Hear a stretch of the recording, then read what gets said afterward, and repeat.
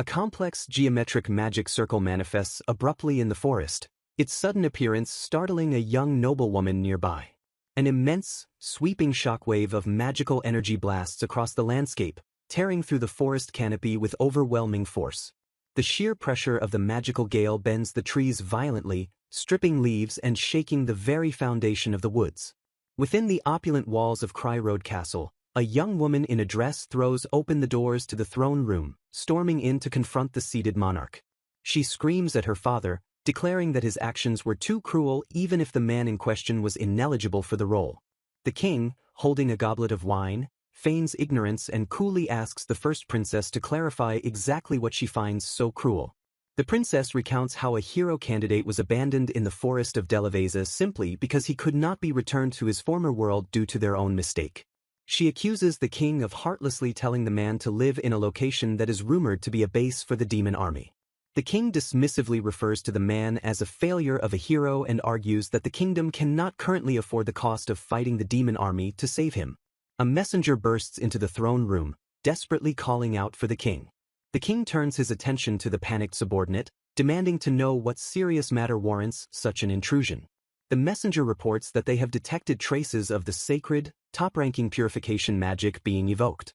The king immediately assumes that the blonde hero who departed for the south has already begun his suppression of the enemy. He laughs in triumph, praising his own decision to appoint the blonde hero and calling him a talent seen only once in a century. The messenger stammeringly corrects the monarch, explaining that the magic did not originate from the south where the hero was heading. As the king and princess listen in shock, the messenger reveals that the powerful magic was evoked in the far northern forest. The scene shifts to a quiet, sprawling view of the dense forest under the open sky. A young man with brown hair stands amidst the trees, looking around with a bewildered expression. He stands alone in the clearing, utterly confused by his sudden displacement. He recalls the harsh reality he faced when told it was impossible for him to return to his world after being judged as having no potential as a hero. Banaza reasons that no one in this world will know his true identity, so if he can just make his way to a town, he might be able to survive. He clenches his fist, remembering the multitude of unforeseen problems he dealt with during his last job in the city. Gazing out at the wilderness, he holds on to the hope that if a country has a city, it must logically also have a town nearby. His memory drifts back to the moment of his summoning, where a divine voice welcomed him as the 198th hero candidate named Banaza. The voice had formally welcomed him to the magic country of Cry Road. A beastkin maid had politely gestured for him to follow her through the castle corridors. Standing in a grand hall filled with robed figures, Banaza had looked around in confusion, asking where he was and what this place was. Panic set in as he questioned his location, noting that he was just at the loading area a moment ago and worried about his job. An official hurriedly ushered him forward, stating that the next hero candidate would be summoned shortly. The maid offered to show him the way to the crystal ball used for measuring ability. Banaza protested that he was just a merchant despite being called a hero candidate, asking if there was some mistake. The maid explained that he might possess latent power hidden within his body that he is unaware of. She invited him to look at the country of Cry Road, explaining that it exists in a different world from the one he lived in. Banaza gazed out the window, taking in the sight of the fantastical architecture and floating islands. He realized he had never heard of a country named Cry Road before, which confirmed the strange situation. The view left him stunned as the reality of his situation began to sink in. The distinct landscape proved beyond a doubt that this was indeed a different world. The maid explained that the kingdom had been pushed to the brink of collapse due to a long war against the demon army. In their despair, Cry Road decided to counter the invasion by summoning a hero capable of defeating the demons from another world. Banaza asked if summoning heroes from other worlds was a tradition, while questioning if it wouldn't be better to just appoint a strong person from this country. He looked bewildered as he considered the logic of finding a strong warrior within the country itself. He stood before a silent, ominous group of hooded figures whose faces were obscured in shadow. The maid directed him toward a pedestal holding a crystal ball in the center of the ritual chamber. She explained that those brought to this world receive a special blessing from God. This divine blessing grants them skills that no one else can obtain. She declared that this unique power is the essence of the hero. The crystal ball analyzed Banaza, displaying his level as 1 and his power as a measly 9, shocking the observers. The display listed his stats as minimal, with only arithmetic and business skills, though he noted he could read the world's language normally. The maid gasped in horror, realizing that Banaza did not possess the revelation of God. The realization that he lacked the divine blessing was repeated with emphasis. Banaza stood in confusion as the atmosphere in the room shifted from anticipation to disappointment. The maid stated bluntly that his abilities were merely those of an average adult male. While Banaza reminded them he had claimed to be just a merchant, the officials declared the summoning a great failure and impossible case. An official ordered that the failure be returned to his world immediately, but another reported that the teleport gate had already been closed. The maid looked on with a conflicted expression as the officials discussed the unnatural situation. Suddenly, the maid cried out in amazement that a man comparable to the legendary hero had appeared. A blond man in a regal uniform stood confidently before the board, which displayed overwhelming statistics. The blond man looked down with a smug, self-assured expression. Banaza looked over at the new candidate in surprise. The board showed the blond man's stats maxed out at 999 across the board. The blond man arrogantly accepted that he had been chosen as the hero to save the world. The crowd swarmed the blond hero, pleading for salvation and completely ignoring Banaza. The people cried out that they would finally receive salvation, repeating the legend that the hero would save them all. The king raised his staff and officially declared the blonde-haired knight to be the hero. Amidst the ensuing banquet, Banaza tried to politely get someone's attention to ask for help. A beast woman shoved him away aggressively, telling him to stop bothering her. Banaza was left standing alone under the moon, sighing that he just wanted to go home. Birds flew past the high towers of the castle in the quiet night. Banaza tried once more to get the attention of a receptionist. The receptionist finally acknowledged him, asking how she could be of assistance. The receptionist stares intently at Banaza, asking if he truly has no memory of who she is. She hesitates before revealing that she too was once summoned to this world as a hero candidate. Banaza recoils in shock as the realization of her shared origin strikes him. Her expression hardens as she demands to know why he is still lingering in this world. Banaza stammers that no one provided him with any instructions on how to return home, prompting her to repeat her question with greater urgency. She explains that summoning a hero candidate is an arduous process and that his return would only have been possible if the gate had remained open.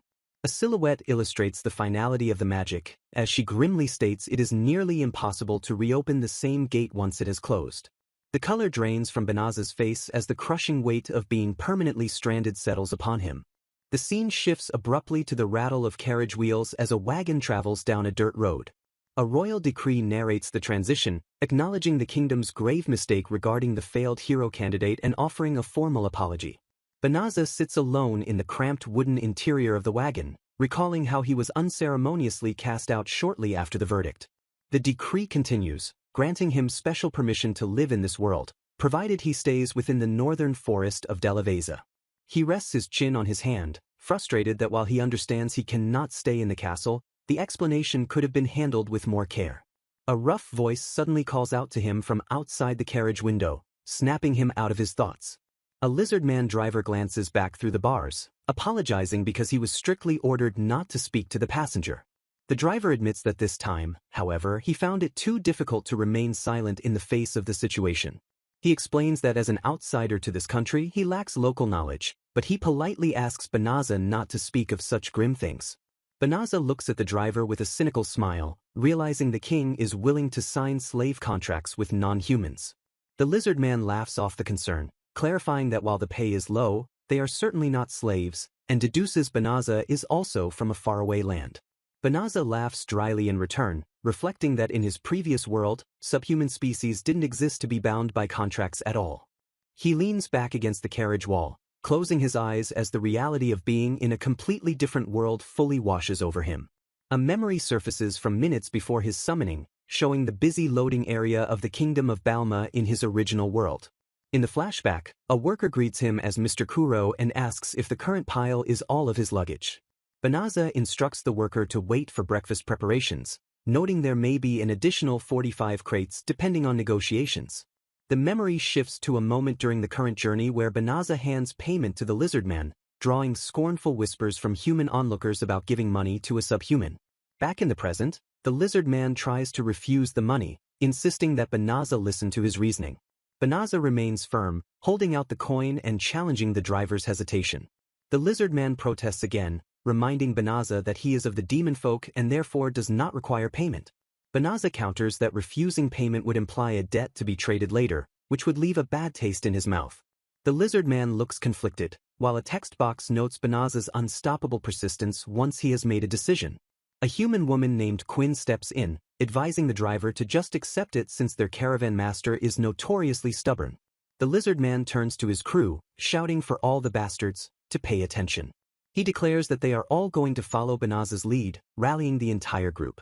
The subhuman crew cheers enthusiastically, thanking Banaza for the meal and promising their support for the afternoon. Banaza smiles at Quinn, thanking her for stepping in to save him from the awkward standoff. Quinn smiles back gently, teasing that saving him is something she always does.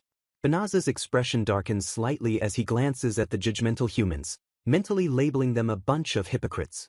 He watches the humans distancing themselves from the celebrating subhumans, observing the clear social divide. He wonders if a world exists where such discrimination against subhuman species is not the norm. He reasons that only a few people in this kingdom behave this way, driven by a selfish desire to prevent others from profiting more than themselves.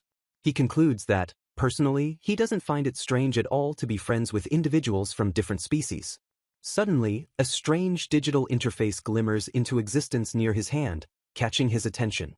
He stares at the glowing window, confused by the sudden appearance of the mysterious menu.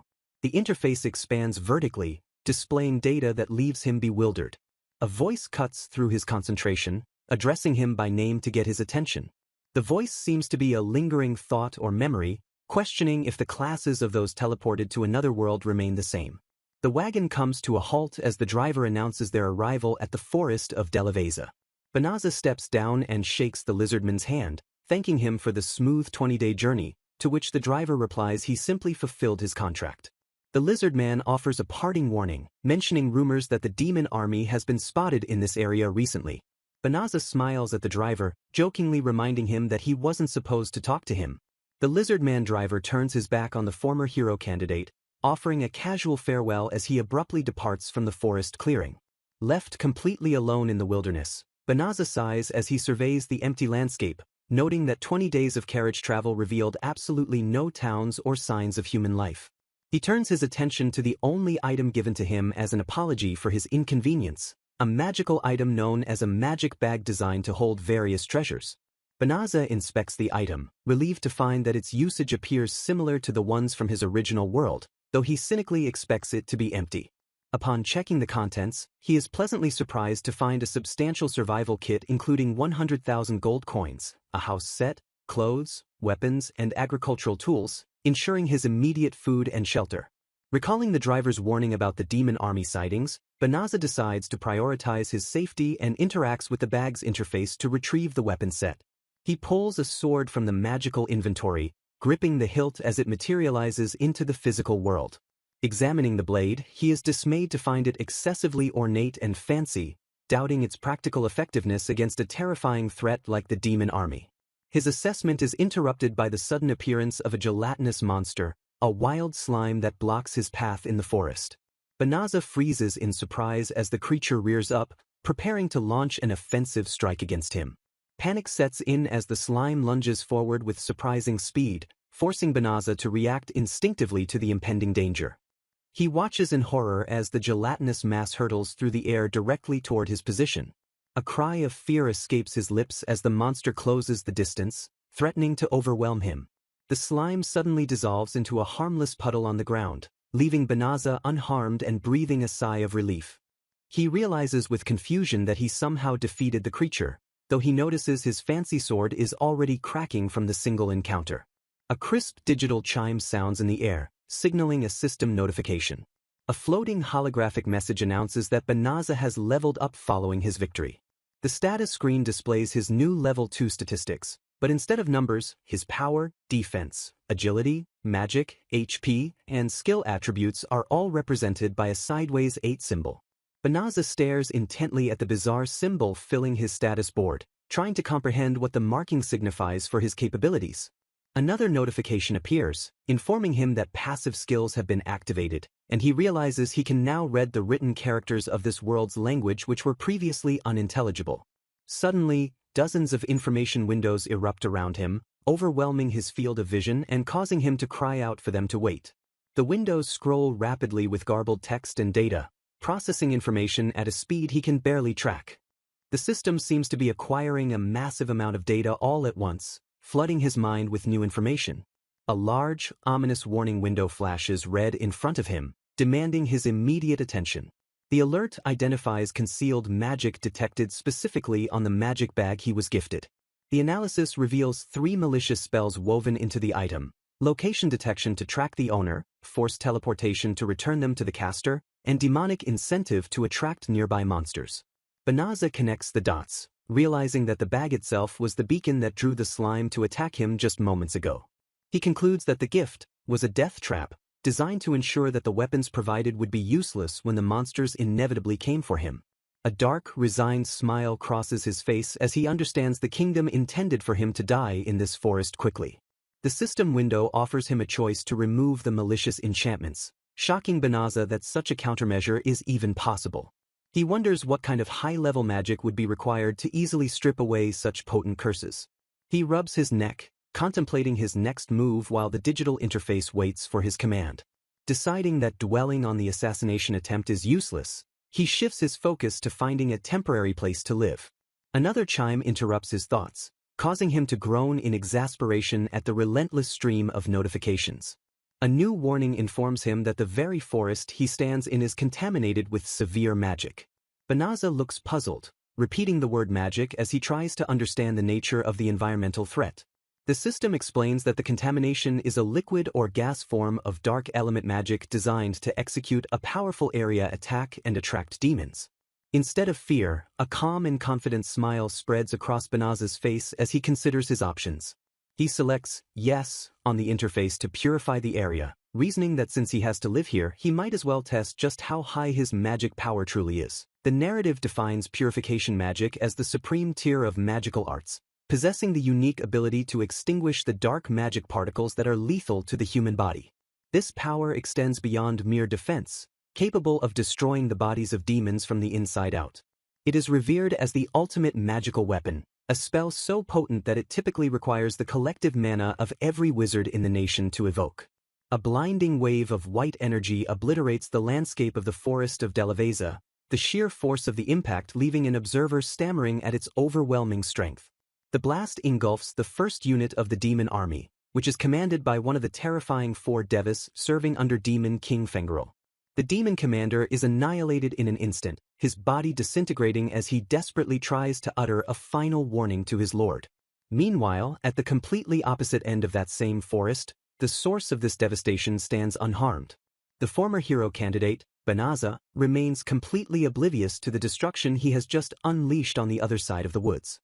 He comments casually on the blinding intensity of the light, noting with surprise that he felt absolutely no physical recoil from casting such a spell. Curious about the effectiveness of his attempt, he looks around the immediate area to see how things turned out. Checking his status window, he observes that his magic power seems to have decreased, attributing it to the cost of the purification magic. He humbly assumes his magic power wasn't anything special to begin with, but then watches in amazement as his stats recover almost instantaneously. A confused sound escapes him as he scrutinizes the data on the holographic screen. The display reveals that his level has skyrocketed to 367, and his power, magic, and skill attributes are now represented by a sideways 8 symbol. He looks up from the screen, gazing at the quiet, unchanged trees around him. He is baffled by the sudden leveling, wondering how it is possible when he hasn't defeated a single monster. He questions whether the system increases his level simply as a reward for using magic. Observing that the strange infinity symbol remains unchanged, he starts to suspect that the status window itself might be malfunctioning. He stands silently for a moment, staring blankly at the array of floating windows. Recalling the castle maid's explanation that the display utilizes intermediate magic, he mistakenly deduces that his magic power must be too low to be registered correctly. Deciding that the incorrect information is merely an inconvenience, he reaches out to turn the notification system off. With the digital distractions gone, he turns his attention back to the physical state of the forest. He hopes his spell didn't cause too much damage, though he finds the ensuing silence of the woods to be unsettling. System windows pop up to confirm the purification is complete and the area is safe, but Banaza sighs, remembering that despite this, he is still banned from the city. He fears that if the people from the castle spot him entering or leaving the city, they will likely execute him on sight. As if anticipating his predicament, the system recommends a form transformation magic to change his visibility and asks if he wishes to proceed. Realizing this would allow him to move undetected by the castle authorities, he considers the option. He reaches out and selects Yes on the holographic interface. A new prompt appears, asking him to select a gender for his new form. He looks down at his body in surprise as the magic begins to take effect. As his perspective shifts, the surrounding trees seem to loom larger than before. He realizes that he has physically shrunk in size. Shaking off the surprise, he decides to take the customization seriously since he might be forced to live with this form indefinitely. He is presented with a cascade of detailed options for race, height, and facial features, overwhelmed by the variety of choices. He finds the extensive customization process to be rather troublesome. He pauses, contemplating his choices in silence. Now transformed, he adjusts his collar, confident that this new appearance will allow him to enter the city without anyone recognizing him as Banaza. He inspects his outfit, pleased that repair magic fixed the rags from the bag, but notes that the long distance to town remains a significant problem. He stands confidently in his new guise, a handsome young man with a fresh look. His confidence wavers slightly as he calculates that a journey requiring 20 days by carriage would take significantly longer on foot. The system intervenes again, offering him the option to teleport directly to the castle using spatial magic. In the blink of an eye, he is transported, standing in awe before the bustling Cry Road castle town. He reflects on the nature of spatial magic here, noting that while it allows teleportation to visited locations even for normal people, it was a high-level feat in his previous world. He looks at his hand, marveling at the convenience of the magic in this new realm. He compares the ease of this magic to the rigid spatial magic of the Palma Kingdom from his memories. He begins to walk, his feet hitting the pavement of the town. He lets out a wry laugh, realizing that returning to his original world is truly impossible. Shifting his focus to survival, he wonders if this world has a guild system where he can earn a living. He dismisses the Merchant's Guild, assuming he would need connections he doesn't possess to join. He hesitates to join the Adventurer's Guild, thinking he should start with smaller jobs like pest control. Following a sign for the Adventurers Association, he walks down the busy street. He chuckles to himself, appreciating how convenient this world makes things for him. He ascends a set of stairs towards the guild building. Inside, the guild hall is bustling with activity and diverse individuals. He approaches the counter marked for adventurer reception. The receptionist explains that adventurer ranks are based strictly on performance. She points to a chart showing ranks from F to S, explaining that higher ranks unlock harder, more rewarding quests. She recommends registering to avoid reduced compensation and to access free medical treatment from guild magicians. Banaza notes the similarity to guilds in his old world and agrees to register, prompting her to ask for a silver coin fee. He awkwardly asks if he can pay with gold, realizing he was only given gold coins by the castle. The receptionist smiles professionally, confirming that payment in gold coins is perfectly acceptable. She counts out change on a wooden tray, explaining the exchange rate is 10 silver coins for 1 gold, while Banaza stares at the currency with a bead of sweat. He hesitates internally, feeling a pang of guilt about accepting the money since he didn't actually work for it. The receptionist instructs him to bring his registration plate back upon completing quests, explaining that his information is magically imprinted onto the tag. She then holds a quill over a parchment, asking him what name he would like to register under. Banaza freezes, realizing that even with a different face, registering with his real name would be disastrous if the castle found out. The receptionist prompts him again with a polite, "Sir?" as he stands in silence. He puts on a bright smile and asks to be registered as Fulio. Internally, he cringes at his own lack of creativity, admitting he just used his old dog's name on the spur of the moment. In the background of the bustling guild, a large armored adventurer looms over a petite beast-king girl. Fulio turns his head, his attention caught by the confrontation happening near the request board. He sees a group of men surrounding the small girl, asking if she can really guard someone all the way to the forest of Delaveza. The girl looks up timidly, clarifying that she is actually the one asking for a bodyguard. A lizard man sneers at her, stating that unless she has a carriage and free meals, no one is going to accept a 20-day trip request from a little girl. The girl clutches her hands to her chest, looking dejected as the reality of her situation sinks in.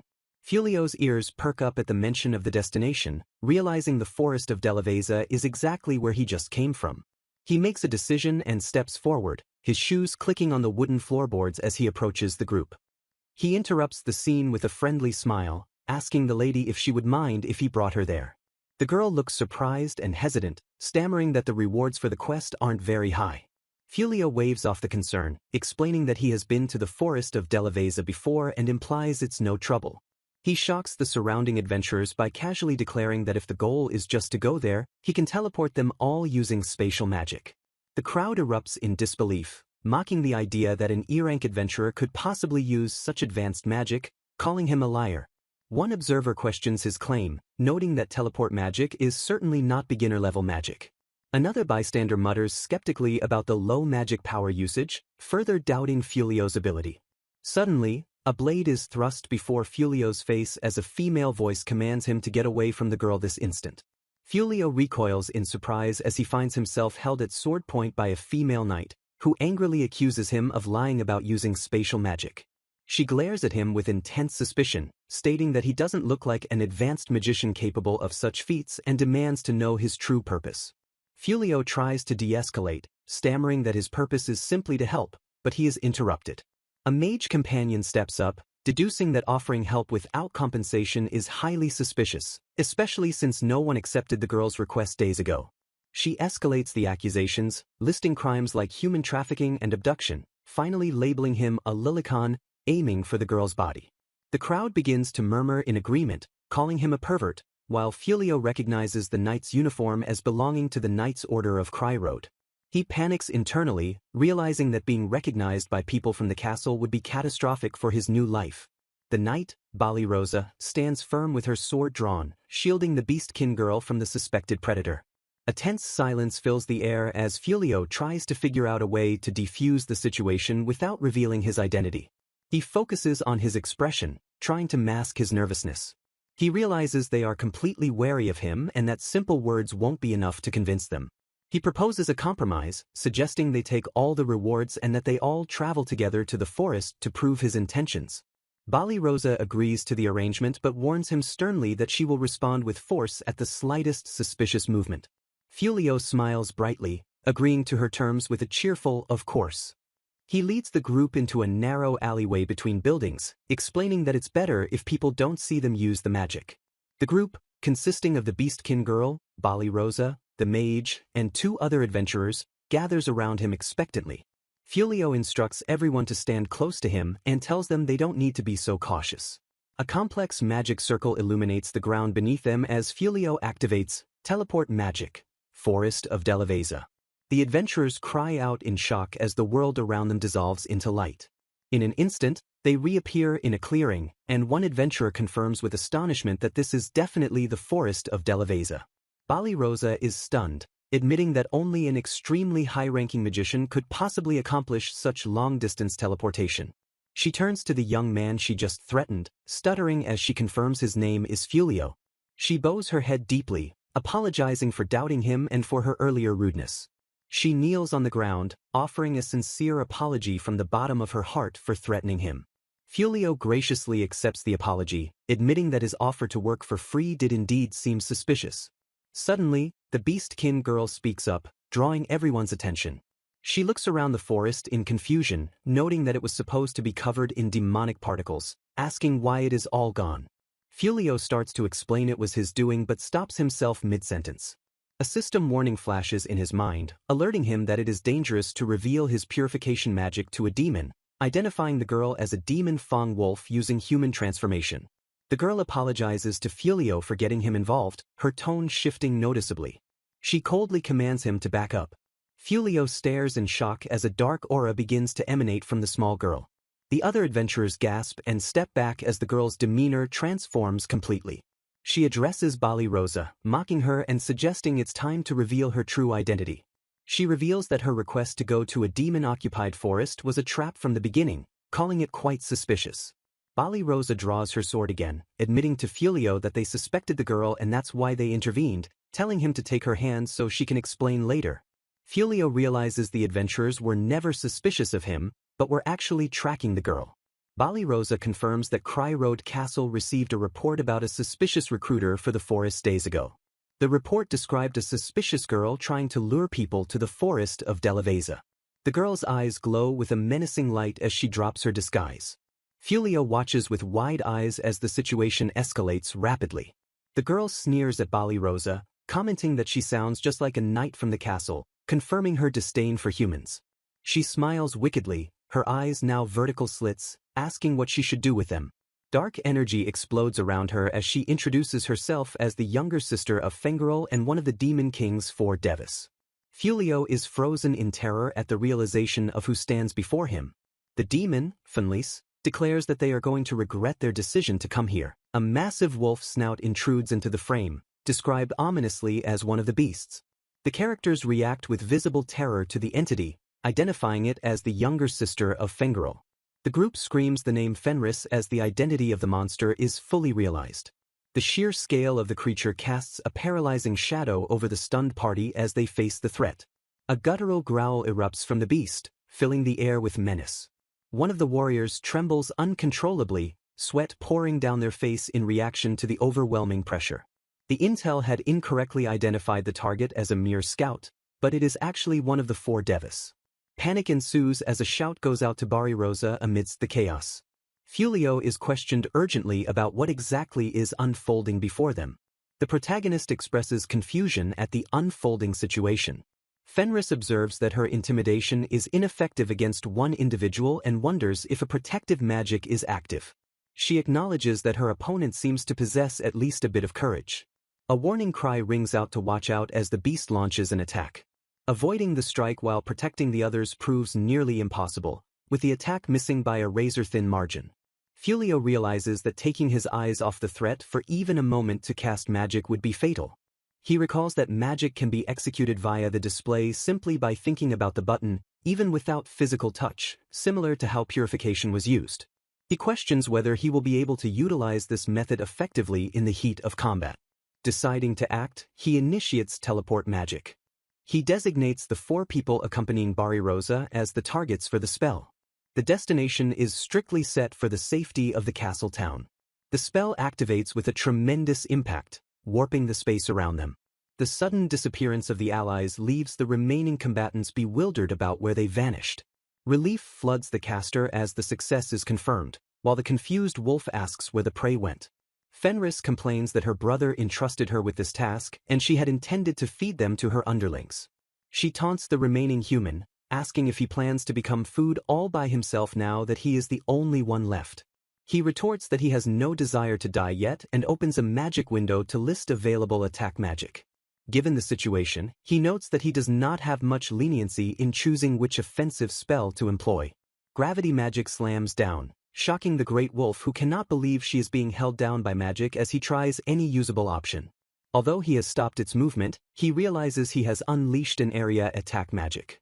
The magical pressure intensifies, straining his control as the beast struggles against the invisible weight. He desperately needs a magic capable of capturing the target and feels the intense resistance against his hand. The system suggests restricting thinking behavior or slavery, prompting a bitter thought about the hypocrisy of such spells. He outright rejects the suggestion and demands a different type of magic. The enemy's mitigation magic is cancelled, but the system persists in recommending slavery magic. He refuses the option again even as the interface asks if he will use it. Nearby teleport magic and other fields are cancelled, but he refuses to imitate foreign customs despite the relentless recommendation of slavery magic. He shouts his refusal one last time as the system attempts to recommend the spell again. Suddenly, the resistance vanishes as Fenris surrenders and demands to be killed. She insists on death, stating a defeated warrior has no place and she lacks the magic power to resist any further. Fulio responds softly that he does not want to kill her. He deactivates the gravity magic, explaining that he does not fight with the intention of killing. A confused sound escapes the wolf as the pressure lifts. She questions his sanity, reminding him she is a demon warrior who fights against his race and asking if he is truly letting her go. He replies that her race does not matter to him, as he is not a human of this world to begin with. He clarifies that he simply does not want to kill those who have surrendered. Fenris observes that he is quite soft for a warrior. A humanoid female form suddenly replaces the beast, reiterating that he is indeed too soft. She explains she merely removed her beast form, leaving him shocked by her new appearance. She declares that from this moment on, a new arrangement begins. If she promises never to attack humans again, she asks if he would mind her sticking around with him everywhere. She stares intently at him, waiting for his response. She stammers slightly, hesitating before her next words. Fenris formally promises not to fight humans without reason, noting that being killed and skinned would have been a natural outcome originally. She trails off briefly before continuing her thought. She vows to devote her life to him as a reward for sparing her and declares him to be her husband. Pure shock registers on Fulio's face at the sudden proclamation. He panic-strickenly argues that she doesn't need to go that far and asks her to wait a minute. He begs her not to do something like that or call him husbandano. She explains that for Fang wolves, there is a law stating one must have a husband if they want to be considered experienced. Fulio frantically attempts to de-escalate the sudden marriage proposal, insisting that she is taking the concept of servitude far too seriously.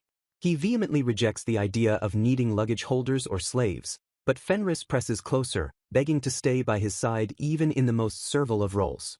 She looks up at him with teary eyes, asking with genuine hurt if he finds it impossible to accept her feelings. The protagonist frantically crosses his arms in a resolute denial, refusing the extreme proposition with every ounce of his being. Despair overtakes the wolf girl as she raises her sharp claws to her own throat, declaring suicide her only remaining option if she is rejected. Panic explodes in Fulio as he lunges forward to stop her reckless hand before she can harm herself. He surrenders to her emotional blackmail, sweating profusely as he agrees to let her follow him just to stop her from ending her life. The tension vanishes instantly as she perks up with a happy noise, leaving him completely exasperated by her successful manipulation. He awkwardly requests that she put on some clothes for the time being, to which she cheerfully agrees while he averts his gaze. Fulio watches her, internalizing the weight and consequences of his whimsical decision to spare and accompany her. He resolves not to treat her as a slave despite her offer, though he feels trapped by his verbal agreement to let her tag along. A sudden, heavy thud interrupts his internal monologue, drawing his attention sharply to the side. He turns to see Fenris collapsing to the ground and calls out her name in alarm. A system notification informs him that her sleep state was forcibly activated due to magic exhaustion, bringing him immense relief that it isn't a serious injury. She slumbers deeply and peacefully, completely spent from the earlier battle and emotional turmoil. He carries her on his back, realizing that she simply needed a justification to exist alongside him. Night settles over the landscape as a simple camp is established near the forest edge. Fenris awakes in a bedroll, her eyes fluttering open in the quiet interior of a tent. Confusion clouds her features as she sits up and surveys her unfamiliar surroundings. She looks towards the entrance of the tent, orienting herself to the waking world. Outside, she spots Fulio sitting by the campfire, illuminated by the flames and the soft glow of his magic interface. The reality of her defeat sinks in as she acknowledges to herself that she truly lost to him. She recalls the terrifying helplessness of being bound by magic, unable to move her hands or legs despite her high resistance. Her previous prejudice against humans as a lowly and weak tribe is shattered by this singular, overwhelming encounter. She is startled to realize that her previously depleted magic reserves have been completely restored during her sleep. Stepping barefoot out of the tent, she moves quietly towards the fire. She calls out to her husband, asking if he is already awake and okay. Fulio explains he used recovery magic on her while she slept and expresses relief that it was effective. He hesitantly broaches the subject of the title she has bestowed upon him. He admits that being called husband makes him uneasy, but acknowledges that if they are to travel together, they need to discuss it. Fenris tilts her head, waiting curiously for him to finish his thought. He asks if she would be amenable to a specific arrangement regarding their relationship. He proposes that they travel together with her taking the title of his wife, though he struggles to get the words out. The word wife strikes her with force, leaving her momentarily stunned. Flustered, he quickly clarifies that it would be a name only, a cover for their travels together so they can act a certain way. Her face lights up with immediate acceptance upon understanding the proposal. She excitedly declares that she will indeed be a wife, beaming with uncontainable joy. Fulio tries to get her to think rationally, but she is thrilled by the prospect of being seen as the woman of a strong husband. He shifts the tone, reiterating his earlier statement that he is not a human from this world. Fenris listens intently as he attempts to explain his complex situation. He stares at his hand, preparing to reveal his past and the truth of his summoning. A magic circle is recalled in his memory, representing the ritual that brought him here. He struggles to find the right words to confess his origins to her. He explains that he changed his appearance because he was being chased and needed to hide. He reveals he was summoned by the castle as a hero candidate but was ultimately disqualified. The rejection left him stranded in this world, with absolutely no way to return to his previous life. He admits he has no direction or purpose, asking if she is truly okay following someone so lost and aimless. Fenris absorbs his confession, her expression softening into deep understanding. She feels a deep intuition that despite his overwhelming strength, he is someone who simply cannot be left alone. She closes her eyes, solidifying her resolve to stay by his side. She asserts that whoever he is or whatever he does is irrelevant to her commitment. Under the moonlight, she makes a lifetime promise to live with him forever. She asks him to let her stay by his side as his wife, upgrading her address to husband-sama. Fulio looks at her with a mix of surprise and gratitude, asking one last time if this is truly what she wants. Her joyous confirmation seals their bond as they sit together in the night. The scene abruptly shifts to the forest near Cry Road Castle, where screams of agony pierce the air. The ground is littered with the bodies of fallen knights, their armor shattered and bodies broken. Panic ensues among the survivors as they realize they are completely surrounded by an unseen enemy. Soldiers scream for the blonde hero to give orders or sound the retreat as they are slaughtered around him. The so-called hero curses in terror, overwhelmed and unable to command the situation. He breaks down, crying that a human like him cannot die in a place like this, questioning his cruel fate. Fulio keeps watch outside the tent where Fenris sleeps, observing a system notification confirming that the target's physical strength has been successfully restored.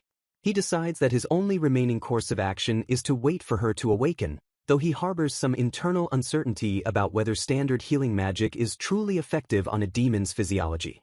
His attention turns to the floating holographic interface as he reflects on how useful and instantaneous the gravity magic proved to be during the previous battle. Motivated by that success, he begins navigating through the menu to discover what other usable spells are at his disposal. He reviews the specific entry for gravity magic, which is defined as a force that controls the gravity of a selected object. Intrigued by the clarity of the information, he decides to select another spell to read its technical description. The new entry describes a spell that strikes a target with a bolt of lightning, causing him to wonder about the specifics of its manifestation. With a casual tap of his finger against the magical display, he initiates the activation sequence. Looking for a safe object to test the spell on, he singles out a nearby rock. The system prompts him to confirm the specific target for the attack. A complex, glowing magic circle materializes in the air above the target, humming with concentrated energy as the spell prepares to fire. A massive, jagged bolt of lightning tears through the air with explosive force, causing Fulio to recoil in sheer shock at the intensity of the discharge. Terror washes over him as he realizes the bolt struck dangerously close to the tent where the girl is sleeping. He mentally chastises himself for the stupidity of recklessly experimenting with attack magic without reading the full description in advance, finally grasping the true volatility of lightning magic.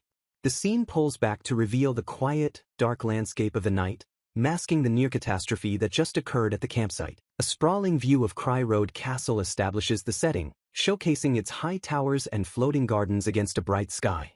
The narrative moves into the interior, specifically identifying the location as the Cry Road Castle throne room. The king of Cry Road sits upon his throne, his expression serious and expectant as he awaits a report. He addresses the blonde hero directly, asking for an update on how the recent mission went. A map displays the strategic situation, detailing the movement of 10,000 armed soldiers who were sent to Delaveza Forest to subjugate a reported demon. The report delivered is grim, stating that despite the large force, the army was completely annihilated by a single monster. The king inquires about the performance of the soldiers sent for this subjugation, seeking to understand the cause of the failure. The blonde hero stands before the throne, preparing his explanation for the catastrophic loss of his forces. He claims that the moment the monsters appeared, the soldiers panicked and broke formation, destroying the army's cohesion while he claims he tried his best to save lives. He turns his back on the king and walks away, complaining that he didn't even receive a thank you for his efforts in saving the survivors. The king watches the retreating figure of the hero with a darkened, displeased expression. Once the hero is gone, the king turns to his knight and demands the truth about the hero's actual conduct on the battlefield. The knight hesitates, struggling to find the words to describe the hero's behavior. He reveals that the hero stayed in the deepest, safest part of the formation and led the soldiers from the back when the monsters appeared. The report condemns the hero for running away at the slightest sign of danger and blaming the army, lacking any of the behavior expected of a legendary figure. The king accepts the harsh reality that this hero is yet another disappointment for the kingdom. However, since the country has already officially accepted him, they have no choice but to try and raise his level quickly to defeat the Demon King.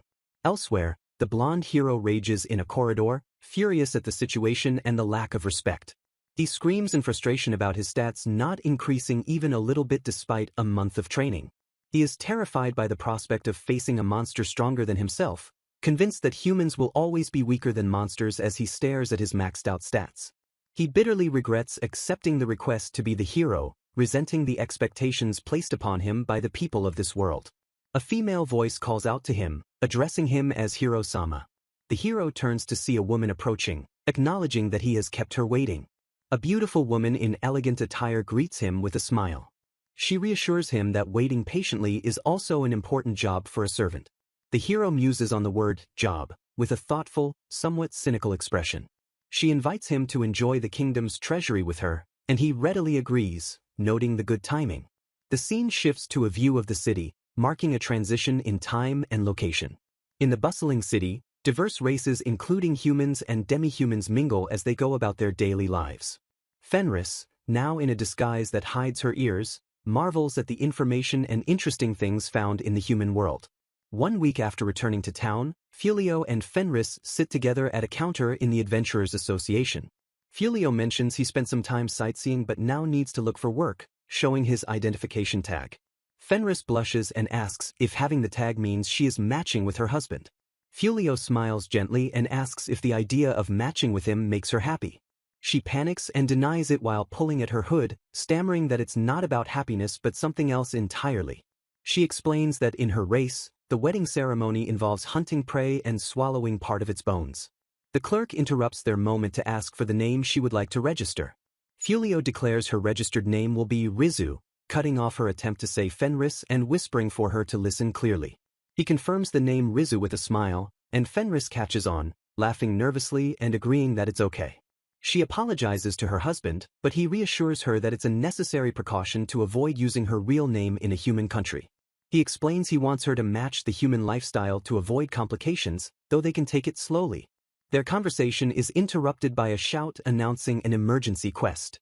The announcement requests cooperation to deal with a horde of wild frenzied bears heading towards the city from the north. The bounty is 10 times the normal rate and open to any rank, though rumors swirl that these beasts destroyed the hero's army. Fulio connects the dots, realizing this must be the army they saw heading to Delaveza Forest when they returned. A flashback recalls the sight of the Grand Army marching out with the hero. The memory shows the army's confident departure, contrasting with their reported fate.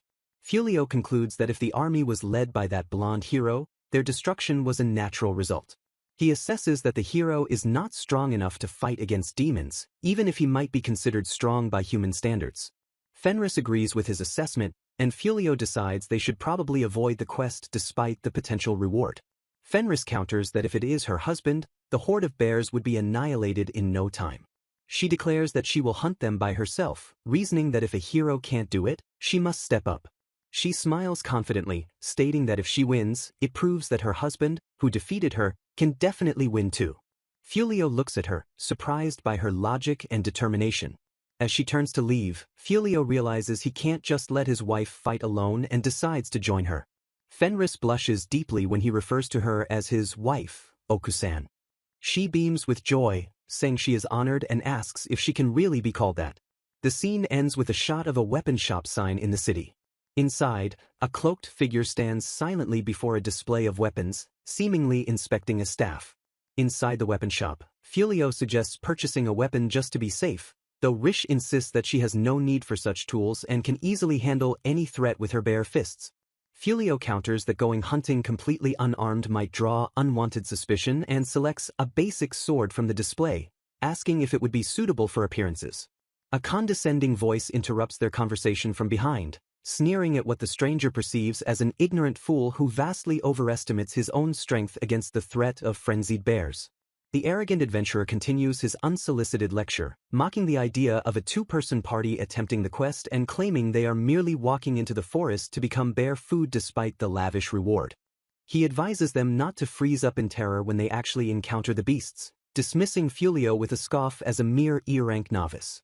Unfazed by the provocation, Fulio simply smiles and tells Rish that it is fine, using her registered alias which causes her to freeze in surprise. Completely ignoring the rude interruption, Fulio turns his attention back to the shopkeeper and calmly purchases the equipment he selected, while the arrogant group looks on with annoyance. Once outside, Rish expresses her frustration that he allowed them to speak so disrespectfully without retort, lamenting that they haven't yet established a reputation to silence such critics. She pouts silently, dissatisfied with his passive response, until Fulio suddenly breaks the tension by asking for her hand. He repeats the request gently, holding his own hand out waiting for hers. Although confused by the sudden gesture, she complies and places her hand in his, wondering what he intends to do. He slides a ring onto her finger which immediately displays its magical properties, boosting her agility and defense stats significantly. Rish stares at the accessory in bewilderment, struggling to understand the meaning behind giving her an item with such modest skill enhancements. Fulio smiles warmly and explains that in the world he comes from, there is a custom very similar to the bone-swallowing ritual of her race. He describes how couples in his homeland wear matching rings on their left hands to signify their union. He admits that he thought she would appreciate the gesture since she seemed disappointed about missing out on a formal wedding ceremony, but worries he may have misread her desires. Flustered and blushing, she frantically denies any dislike for the gift, stammering to correct his misunderstanding. She gazes down at the ring on her finger, processing the weight of his words that this object is the proof of their marriage.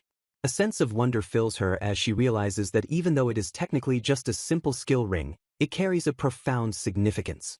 Her eyes sparkle as she admires the band, murmuring softly that it is very beautiful. Her mood instantly reverses into overwhelming joy, and she practically radiates happiness while chanting "Husbandsama" over and over again.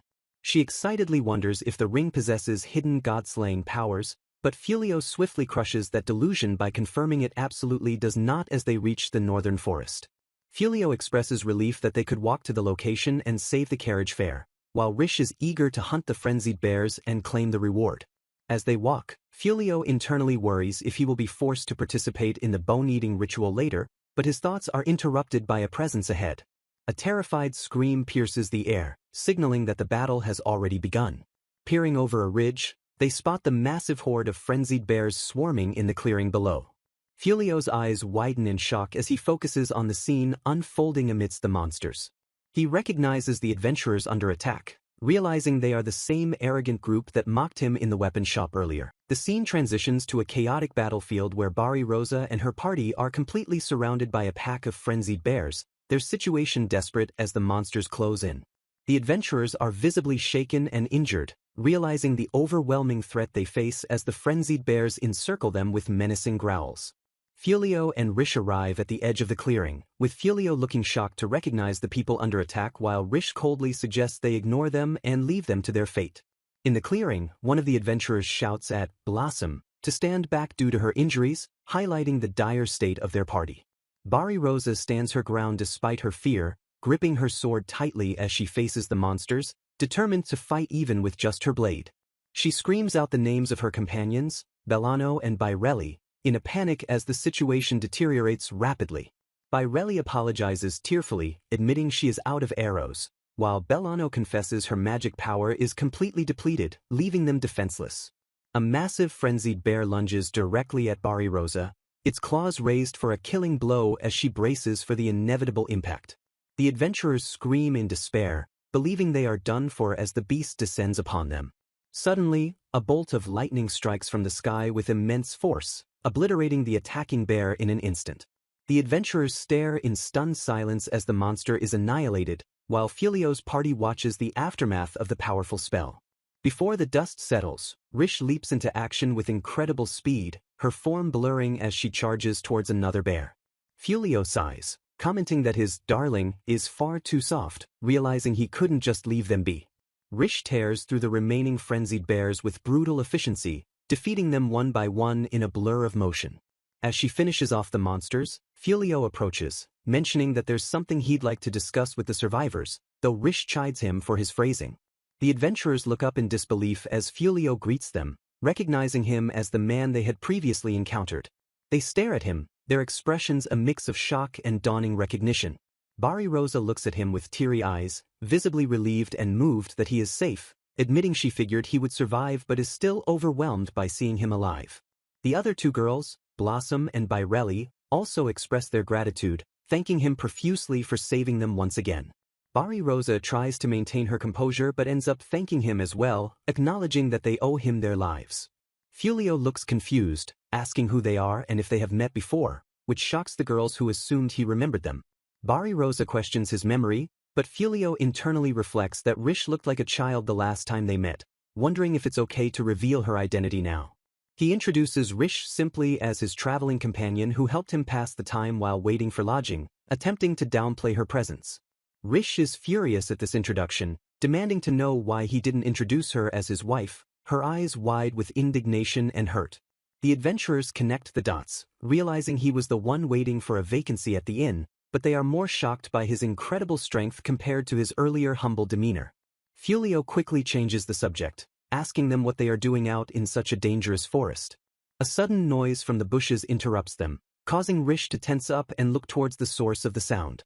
Fulio shouts a warning for everyone to watch out as another frenzied bear bursts from the undergrowth, catching Rish off guard. The beast lunges from behind Rish, its massive claws ready to strike her down before she can react.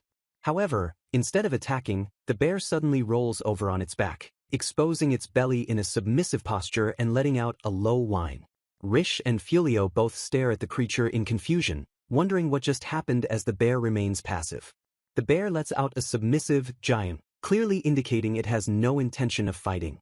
Fulio realizes the bear is surrendering and asks Rish if the creature knows it is no match for her, praising its intelligence. Rish comments that in a sense, the bear's decision to surrender is actually quite brave, while the bear confirms its submission with a groan. The group stands around the submissive bear, unsure of what to do with it since they can't exactly leave it there but also don't want to kill a surrendering enemy. The bear looks up at them with pleading eyes, adding to their dilemma. Fulio tentatively suggests allowing the frenzied bear to join them, but Rish cuts him off with a sharp, darling. He finishes his thought, proposing they take it as a subordinate, essentially making it a pet, which makes Rish pause and consider the idea. The three adventurers react with absolute shock, screaming pet in unison at the absurdity of taming such a dangerous monster. Rish starts to see the benefits, realizing that taming a catastrophe-level monster that defeated the hero's army would elevate her darling's prestige and prove his martial skill. Fulio admits he doesn't care about prestige, but agrees that this would be a good way to prevent the bear from attacking anyone else. He casts a behavioral control spell on the bear, manifesting a series of magic rings around its neck to suppress its ferocity. He explains that this spell should keep the bear under control for the time being. However, he notes that having a massive bear tagging along might be problematic. Rish agrees, figuring that the size and appearance of the bear would cause issues in civilized areas. Fulio thinks for a moment, trying to come up with a solution to the problem. He gets an idea and activates another spell, casting form transformation magic, Horned Rabbit, on the bear. The massive bear vanishes in a puff of smoke and is replaced by a small, fluffy horned rabbit with a bell around its neck image. Fulio holds up the transformed creature, asking if it's cramped inside but noting that this way they can easily take it with them. Rish stares at the cute rabbit, admitting that while it's not as impressive as a massive bear, it is undeniably cute. Fulio suggests naming it Sabia, since it was a frenzied bear, and Rish enthusiastically agrees, praising his naming sense. The three adventurers watch this entire exchange with bewildered expressions, wondering what kind of people these two are. They are stunned that not only did the pair annihilate a horde of frenzied bears in an instant, but they also managed to tame one and transform it into a pet. Fulio turns back to the adventurers and formally introduces himself, prompting Bari Rosa to realize this is her chance to properly introduce her party. She introduces herself as the Knight Bari Rosa, explaining her dedication to reviving her fallen noble house by serving the kingdom. Next, the Heavy Knight introduces herself as Blossom, explaining that she uses the strength she cultivated on her family farm to fight. Finally, the Archer introduces herself as Birelli, mentioning she used to look after the castle's war horses before becoming an adventurer.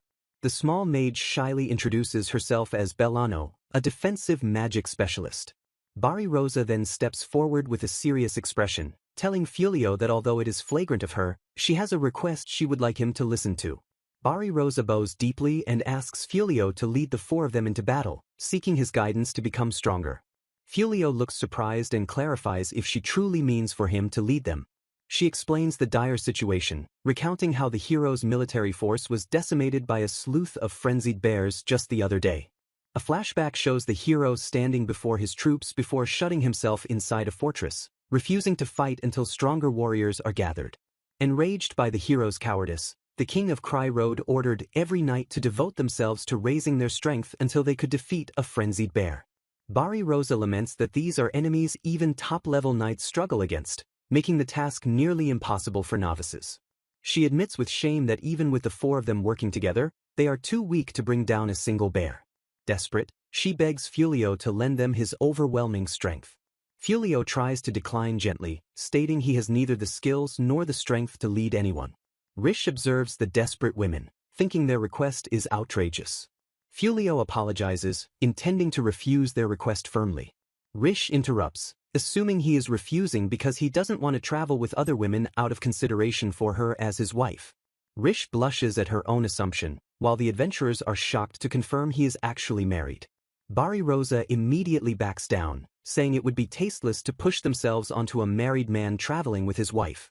She expresses regret but accepts the situation, believing she understands his reasoning. Fulio feels bad for them, but Rish surprises him by suggesting it would be fine to instruct them. He is confused as she offers to instruct them in battle strategy herself. Rish declares that her darling is too kind to abandon people in trouble, and as his wife, she knows him best. She asserts that as his wife, she cannot stand by idly either, reinforcing her support for his perceived kindness. Fulio realizes that in Rish's mind he is a much better person than he actually is. He looks at her trusting eyes, feeling the weight of her positive perception.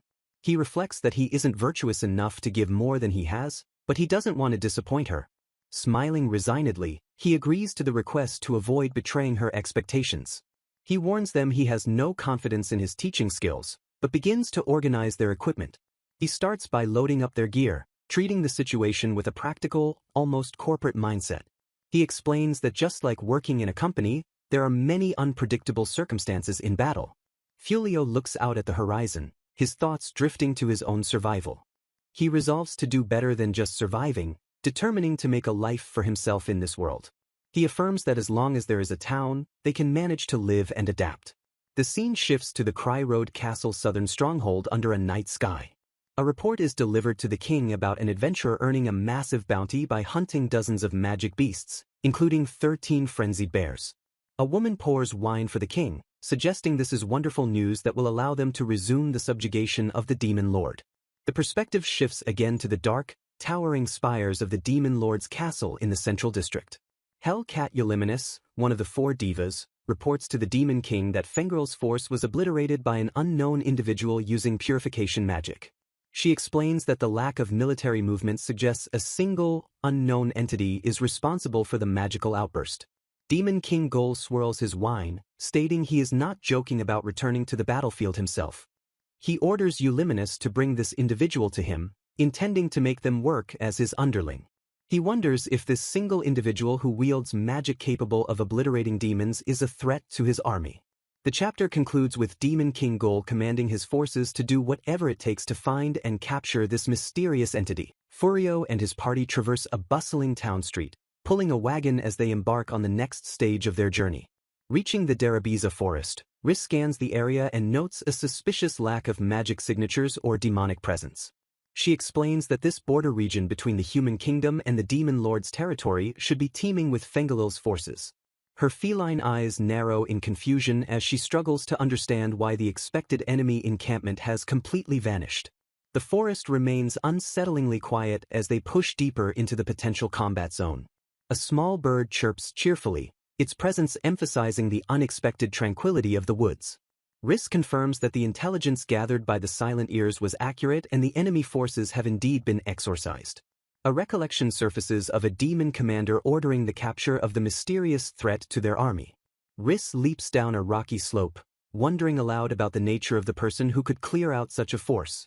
The group relocates to the northern forest of Cry Road where Furio intends to assess their combat capabilities before training begins. He introduces a massive frenzied bear he captured, designating it as their sparring partner.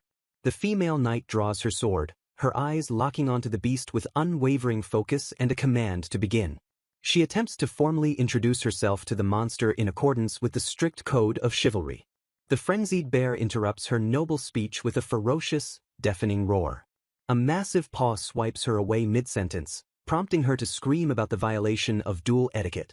She goes flying through the air, shrieking in terror as her formal combat initiation fails spectacularly. The rest of the party realizes the danger and charges in together to support their fallen comrade. The heavy knight Blossom lunges forward with her shield, shouting a battle cry to draw the beast's aggression. Bellano the witch reacts instantly, casting a defensive spell to protect the vanguard. A magical shield manifests just in time to deflect the bear's heavy claws and save the knight from harm. Byrelli the archer takes up a position in the rear, knocking an arrow to provide covering fire. Her attack strikes the beast, but the impact seems negligible against its thick hide. A complex magic circle flares to life as another spell is unleashed in a desperate bid for victory. The caster immediately collapses, overcome by nausea and mana exhaustion from the single spell. Chaos erupts as the bear shrugs off the attacks and chases the screaming adventurers through the woods.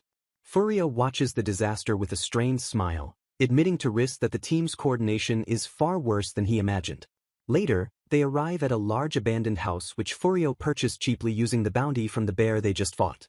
He explains that having a permanent base of operations provides a sense of security that money cannot buy. Their pet Sabia is already asleep on a cushion, clearly approving of the new living arrangements. The women marvel at the renovated interior and question the powerful magic Furio used to instantly build a stable. Riss emerges from the kitchen, happily announcing that she has finished cooking dinner for her husband. She proudly presents plates piled high with completely raw, bloody slabs of the frenzied bear meat. Beaming with pride, she explains that she cut extra large portions to celebrate their move-in day. The human members of the party stare at the raw flesh in horror, their appetites vanishing instantly. Furio gently explains to the confused wolf girl that humans have weaker stomachs and cannot eat raw meat. The other girls quickly volunteer to take the meat back to the kitchen and cook it properly. Riss watches Sabia eat the raw meat with envy, lamenting that cooking ruins the fresh flavor.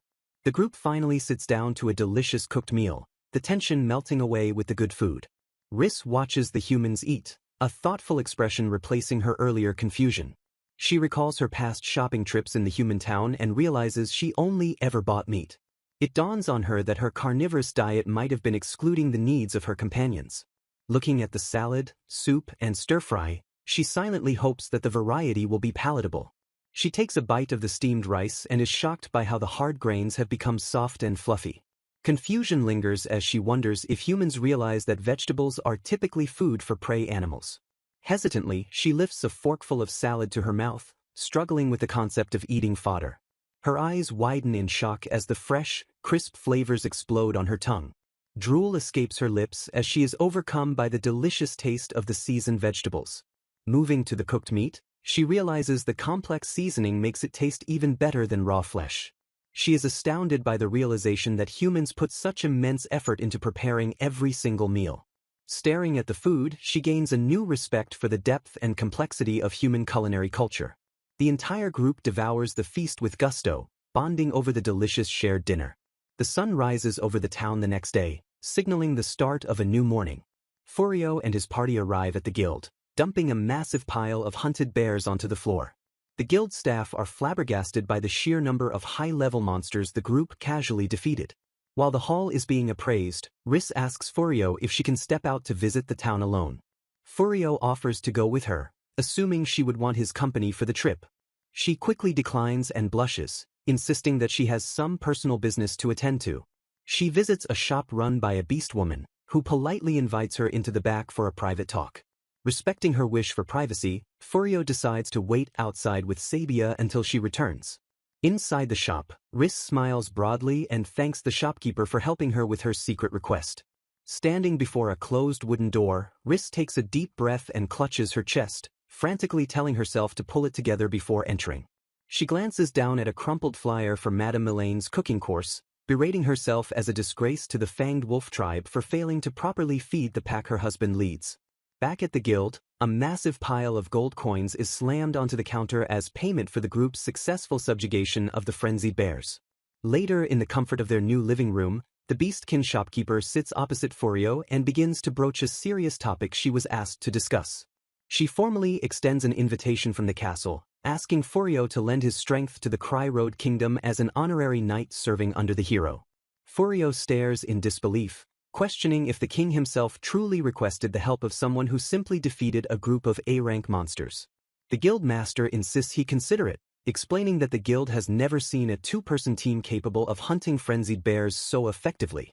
She presses the issue with a solemn expression, imploring him to lend his power for the sake of the world. Furio listens with a guarded expression, internally suspecting that if he were a native of this world he might agree, but currently feels they are just trying to fast-talk an outsider. He politely but firmly declines the offer, admitting that while he is aware of the hero who saves the land, he personally feels no connection to the cause. His rejection is absolute as he states clearly that he simply has no interest in getting involved with such grand affairs. He finalizes his stance by declaring he has absolutely no reason to fight against the demon races. Just as the heavy conversation concludes, Riss returns home, and Furio turns to greet his wife with a smile. His smile instantly vanishes and is replaced by a look of pure shock as he beholds her condition. Riss stands in the doorway covered in soot, her clothes tattered and her hair a mess, looking as though she has been through a war zone. Panic grips Furio as he rushes to her side, demanding to know if a magic beast attacked her and frantically checking for serious wounds. Riss flushes with embarrassment and pulls her hands away, stammering that it is not a combat injury. She hides her bandaged fingers, terrified of admitting the truth to him, while Furio stares in confusion at her erratic behavior. Internally, Riss steels her resolve, swearing on her name as a Fenrir that she will not yield to something as simple as human cooking for the sake of her husband. A flashback reveals her struggles in the cooking class, where she wields a kitchen knife with terrifying force while the instructor screams at her to be gentle. The montage continues with scenes of the party engaging in their daily routines, showing Furio and the girls training with weapons. No citation provided for specific text, visual synthesis. Bairelli practices her archery in the woods while Furio observes and takes notes on everyone's progress. No citation provided for specific text, visual synthesis. Riss is shown battling a frying pan with the same intensity as a duel, blasting it with fire magic in her attempt to cook. The group engages in combat training against a massive snake monster, coordinating their attacks. Furio works at a desk, imbuing a ring with magical energy as part of his support for the team. No citation provided for specific text, visual synthesis. Riss reacts with shock, spitting out her drink in response to a development during their downtime. 1 month passes, and the once barren land around their house has erupted into a lush, overgrown vegetable garden. Blossom stands amidst the crops with a hoe, laughing heartily about how she accidentally got too serious about tilling the soil. She credits Sabia for the help, while the creature scrubs the dirt, seemingly enjoying the agricultural labor. Furio smiles at the pair, noting that the two of them have become quite close through their shared fieldwork. His thoughts turn to Riss, and he wonders why she doesn't seem to apply herself nearly as much during sword practice, where she often complains about giving up. He shifts his attention to Bairelli, scolding her that she will never improve if she only ever shoots at inanimate wooden targets. Bairelli protests that the local birds are too cute to shoot, even as Furio clarifies he doesn't mean she should kill them indiscriminately. Furio sighs, telling her she can't do what she can't do, then tries to motivate her by mentioning that the bird meat is delicious. Turning to Bellano, he asks how the ring is working out, referencing the item he tried to improve for her. Bellano clutches her chest, looking pale and nauseous, but insists she is bearing with the side effects. The item is revealed to be a ring of magic, made by Furio, granting a massive boost of magic +5. Furio notes she still looks sick and suggests they continue practicing to test the ring's effects. He recalls creating the ring to quickly increase her mana capacity, acknowledging that he pushes her hard even though the rapid increase makes her vomit. Returning to the present, he cheerfully tells her to wear it for the rest of the day and only take it off if she feels too ill. Bellano blushes and gazes at Furio's retreating back, clearly harboring feelings that go beyond gratitude. No citation provided for specific text, visual synthesis. She looks down at the ring on her finger, cherishing the gift despite the physical discomfort it causes her. No citation provided for specific text, visual synthesis. Suddenly, Riss appears behind her, staring intensely at the ring with an unreadable, piercing gaze. Riss continues to vibrate with silent intensity while Furio remains completely oblivious to the tension building behind him. No citation provided for specific text, visual synthesis. Deep in the woods, Bari Rosa is cornered by a large insect monster and screams for Furio's help in a panic. In a flash of movement, Riss leaps in and bisects the monster with a single clean strike, saving the night. Instead of comforting her, Riss coldly tells Bari Rosa to cease the damsel in distress act, noting she should be strong enough to defeat a C-rank beast by now. She leans in with a menacing smile, taunting Bari Rosa that she doesn't even need the ability-enhancing ring Furio made for her anymore. Furio observes the interaction, thinking that while the girls don't seem to enjoy fighting, they are slowly becoming a better team. Blossom calls out to the group, suggesting they head home to start preparing dinner. Furio turns, noticing that Riss has stopped and is looking at him with a determined expression. Blushing furiously, she asks if he would mind letting her cook dinner today, apologizing for being presumptuous. Furio looks surprised but agrees, asking for confirmation that she really intends to cook. Later, the table is laden with a beautifully prepared feast, shocking everyone with its quality and presentation. The party digs in, exclaiming how delicious the food is and marveling at how far Riss has come from serving raw meat. They shower her with praise, asking when she learned to cook like this and calling her amazing. Riss explains that she took a cooking course in town when she went to sell the frenzied bear parts, though she humbly adds she isn't as good as her teacher. She reflects on her past confusion, admitting that at first she couldn't understand why humans spent so much time on every little detail of cooking. She realizes that her values have shifted from prizing martial strength above all else to something different. With a gentle smile, she scoops a spoonful of soup, finding pleasure in slowly increasing the number of things she is capable of doing. As she smiles, unaware of the danger, a figure watches her from the dense foliage outside the window. No citation provided for specific text, visual synthesis. A cat-like spy hidden in the bushes identifies her as Fenrisu, shocked to find her living among humans. The human members of the party cower in fear, pretending to be dead as they process the terrifying revelation that their guest is a close aide to the Demon King. Riss cheerfully introduces the dark-skinned catgirl as Euliminus the Hellcat, a former co-worker from her time in the demon army. Euliminus stares in bewilderment, recalling her shock at discovering the fearsome Fenrisu living casually among humans and wondering how such a situation came to be. Furio welcomes the demon into their humble home with a warm smile, pouring tea and apologizing for the lack of fancy refreshments while his friends tremble in the background. While the humans watch from the doorway in terror, Euliminus sweats nervously, unable to comprehend why a human would welcome a demon and suspecting a hidden scheme.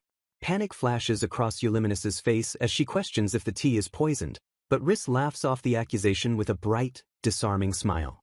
Taking a sip of tea, Euliminus confirms that the woman before her is undoubtedly Fenrisu, sensing the same terrifying killing intent she felt when she was caught stalking earlier. The aura radiating from Riss feels even more menacing and intense now than it did during her service in the Demon King's army. Euliminus trembles, unable to fathom what could have caused such a drastic change in her former superior's demeanor. Her gaze shifts to the human man sitting beside Riss, realizing that his presence must be the catalyst for this transformation. Confusion consumes her as she wonders how he can remain so completely relaxed and unguarded while sitting at a table with two high-ranking demons. Attempting to gauge his strength, she activates her appraisal skills but finds herself unable to read his status at all, despite her confidence in her abilities. She pivots the conversation to the environment, noting with a tremble that the surrounding Delaveza forest has changed drastically, becoming cleaner than she has ever seen. Furio casually agrees, noting the lack of monsters, while Riss concurs that the area is unusually pristine for such a notorious forest. Munching on a cookie, Furio innocently remarks that the purification magic he cast by mistake seems to be working exactly as intended. Euliminus freezes in shock, stammering as she processes the absurdity of a human casually using high-level purification magic on an entire forest. She turns on Riss, demanding to know why she follows this man despite knowing what his magic implies. With rising agitation, she reveals that this man and his magic are responsible for the annihilation of Rissa's brother, Fengirl, and his entire army corps. Furio stops eating, a look of genuine surprise and dawning realization crossing his face as the weight of the accusation lands. Euliminus insists there is no mistake since contact was lost with the camp in this forest, but Riss sharply orders her to be silent. Closing her eyes, Riss states calmly that her brother was a warrior of the Fong Wolf race who was killed by overwhelming power and would bear no grudge. She admits to Furio that she guessed the truth from the state of the forest, leaving him stunned that she stayed with him despite knowing he killed her kin. Furio looks distressed, but Riss declares that they are in a war and feeling sympathy for the dead would only dishonor their warrior spirit. With a dismissive huff, she calls her brother useless for dying, even if he was one of the 4 heavenly kings, while Furio stands by awkwardly. Turning to her husband, she tells him directly that this is not something he needs to burden himself with. Furio looks at her with deep concern, sensing the complex emotions beneath her stoic dismissal. Beneath the table, Rissa's hand clenches tightly into a trembling fist, betraying the grief she refuses to show on her face. Furio notices her trembling hand and quietly accepts her words, choosing to respect her resolve rather than press the issue further. Euliminus observes Furio's reaction, impressed that he is level-headed enough to hold back his own emotions in this volatile situation. She acknowledges that he possesses the qualities expected of someone whom Fenrisu has chosen to follow. Changing her demeanor, she addresses Furio respectfully as Master, pivoting the conversation to a new request. She asks for a mock battle to test the man who defeated a target like Fengirl, while Riss interprets this as Euliminus siding with the humans. Internally, Euliminus reveals her true treacherous intent to kill both of them simultaneously once they lower their guards, intrigued by the power that subdued Fenrisu. Oblivious or indifferent to the malice, Furio laughs cheerfully and accepts the challenge without a second thought. Euliminus is caught off guard by his immediate and carefree acceptance, faltering in her intense persona. Riss frantically warns her husband that the cat demon is definitely planning to kill him, but Furio insists she is just asking for a spar. Furio tries to calm both women down while Euliminus sweats profusely, lying through her teeth that she would never do such a thing. In the background, the eavesdropping humans finally piece together that Furio's wife is Fenrisu and that he defeated a heavenly king, causing them to lose consciousness from shock. The 3 adventurers collapse in a heap, their minds unable to cope with the terrifying reality of their companions. The group moves outside to the garden where Furio sets the rules for a one-on-one duel involving magic, with surrender determining the winner. Furio stretches casually while Euliminus crouches in a combat stance, signaling the start of the match. Euliminus launches herself forward with blinding speed, tearing up the ground as she closes the distance. In the blink of an eye, she maneuvers behind Furio, her movements too fast to track as she prepares to strike. Her claws extend ominously, glistening with magical energy as she aims for a lethal blow. She unleashes her signature technique, the cat venom claw, intending to end the fight instantly. As she strikes, her eyes narrow with cunning as she plans to execute a secondary hidden attack while his focus is occupied.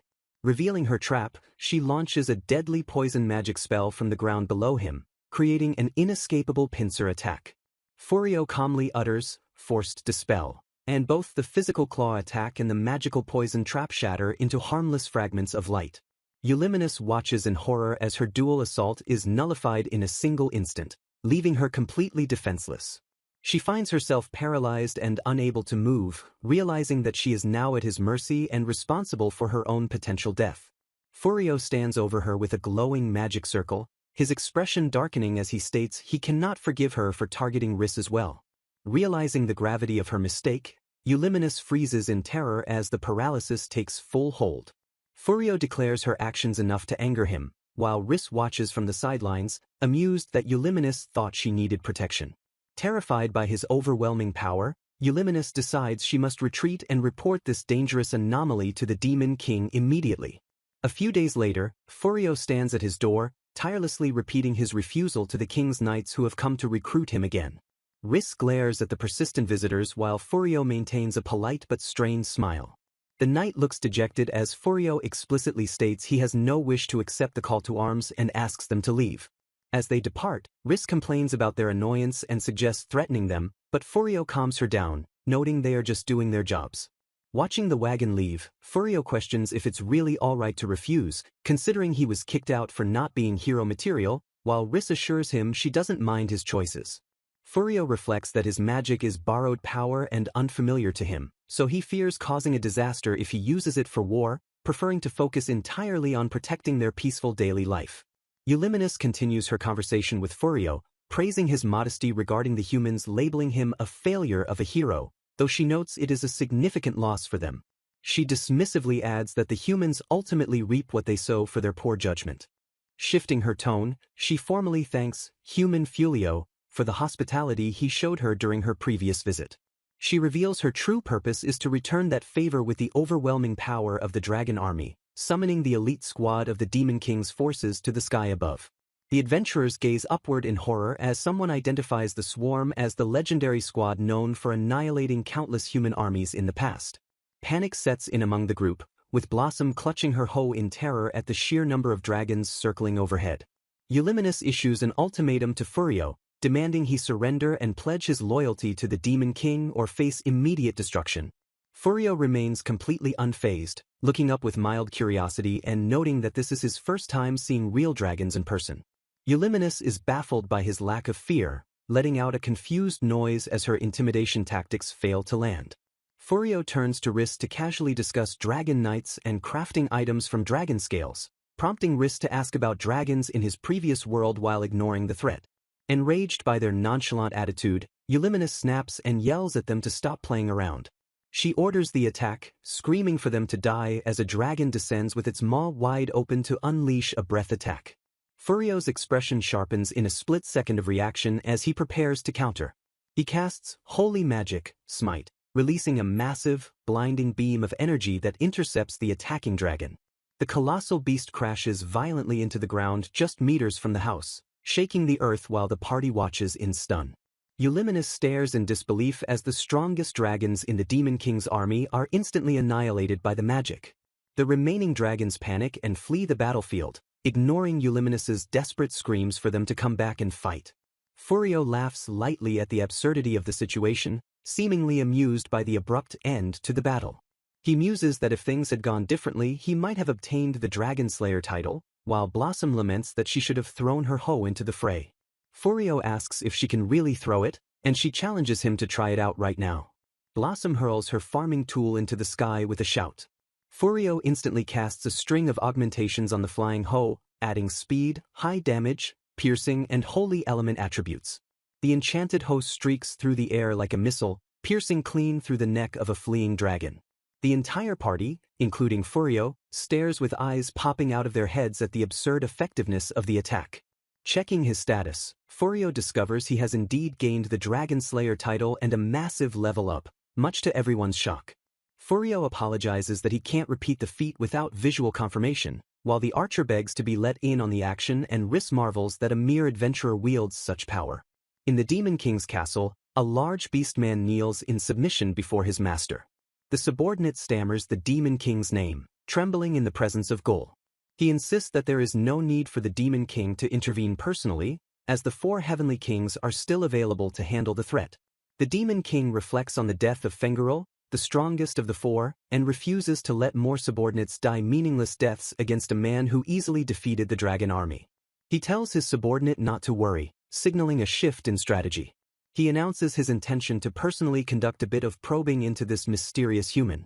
Standing up, the Demon King declares that if violence won't work, they will try talking to him using human language. A peaceful morning sun illuminates the large house in the forest where the party has made their home.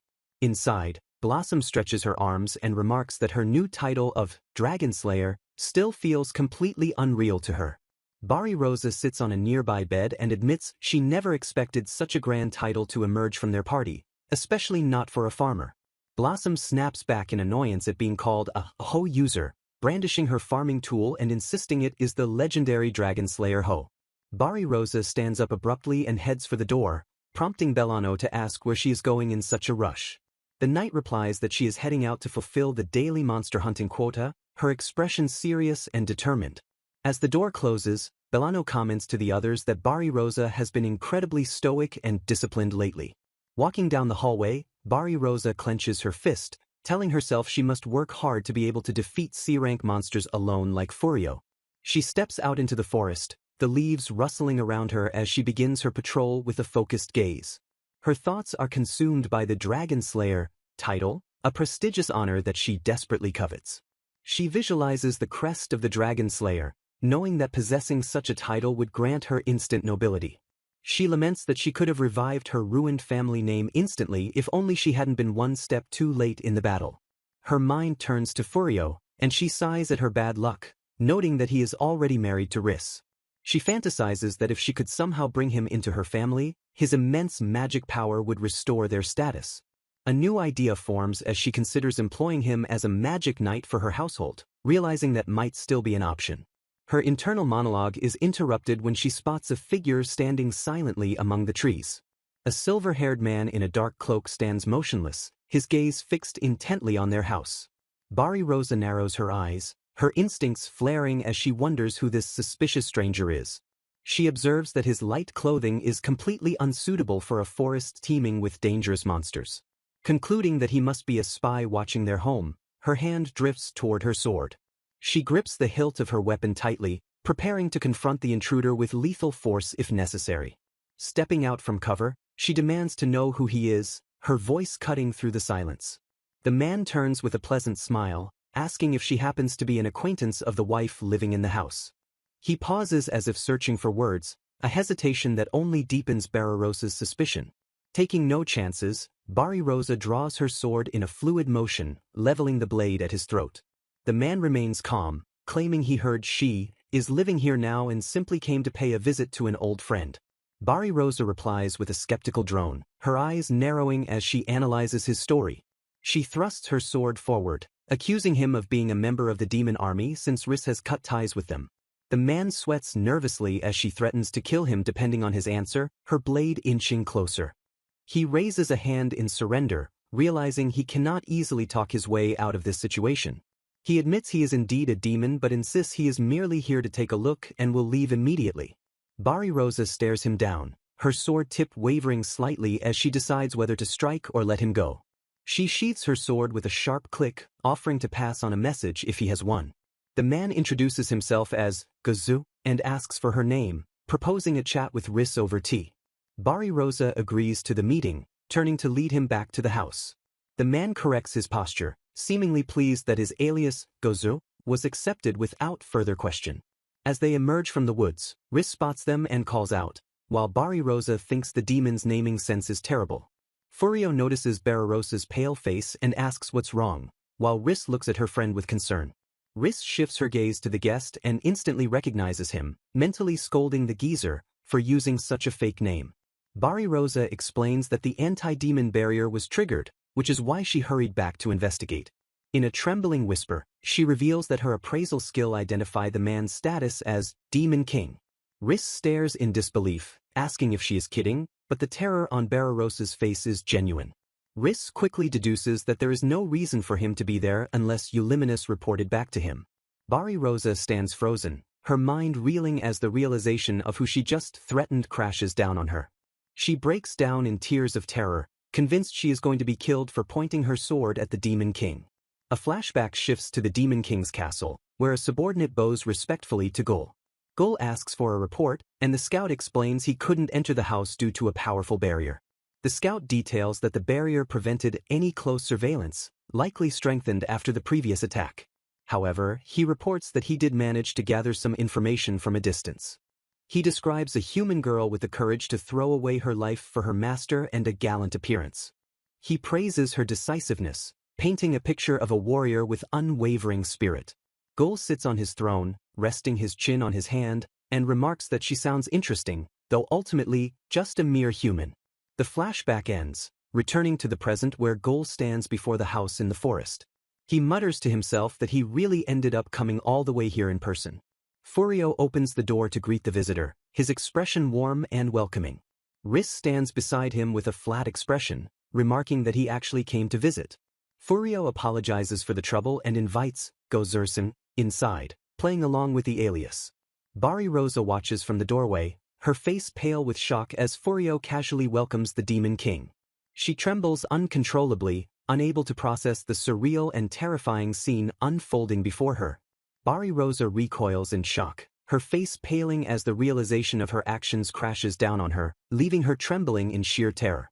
She agonizes over the fact that she not only threatened the Demon King but did so while standing right next to him, lamenting her terrible luck as Gol casually mentions his subordinate caused trouble earlier.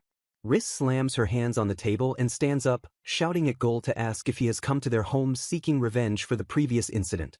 Rosa stands frozen in place, her mind screaming for her to run away, but her legs refuse to obey as she is paralyzed by the overwhelming fear of the situation. Gol calmly ignores the hostility, turning his attention to Furio to explain that since his subordinate Euliminus failed, he prefers a direct approach rather than a roundabout one.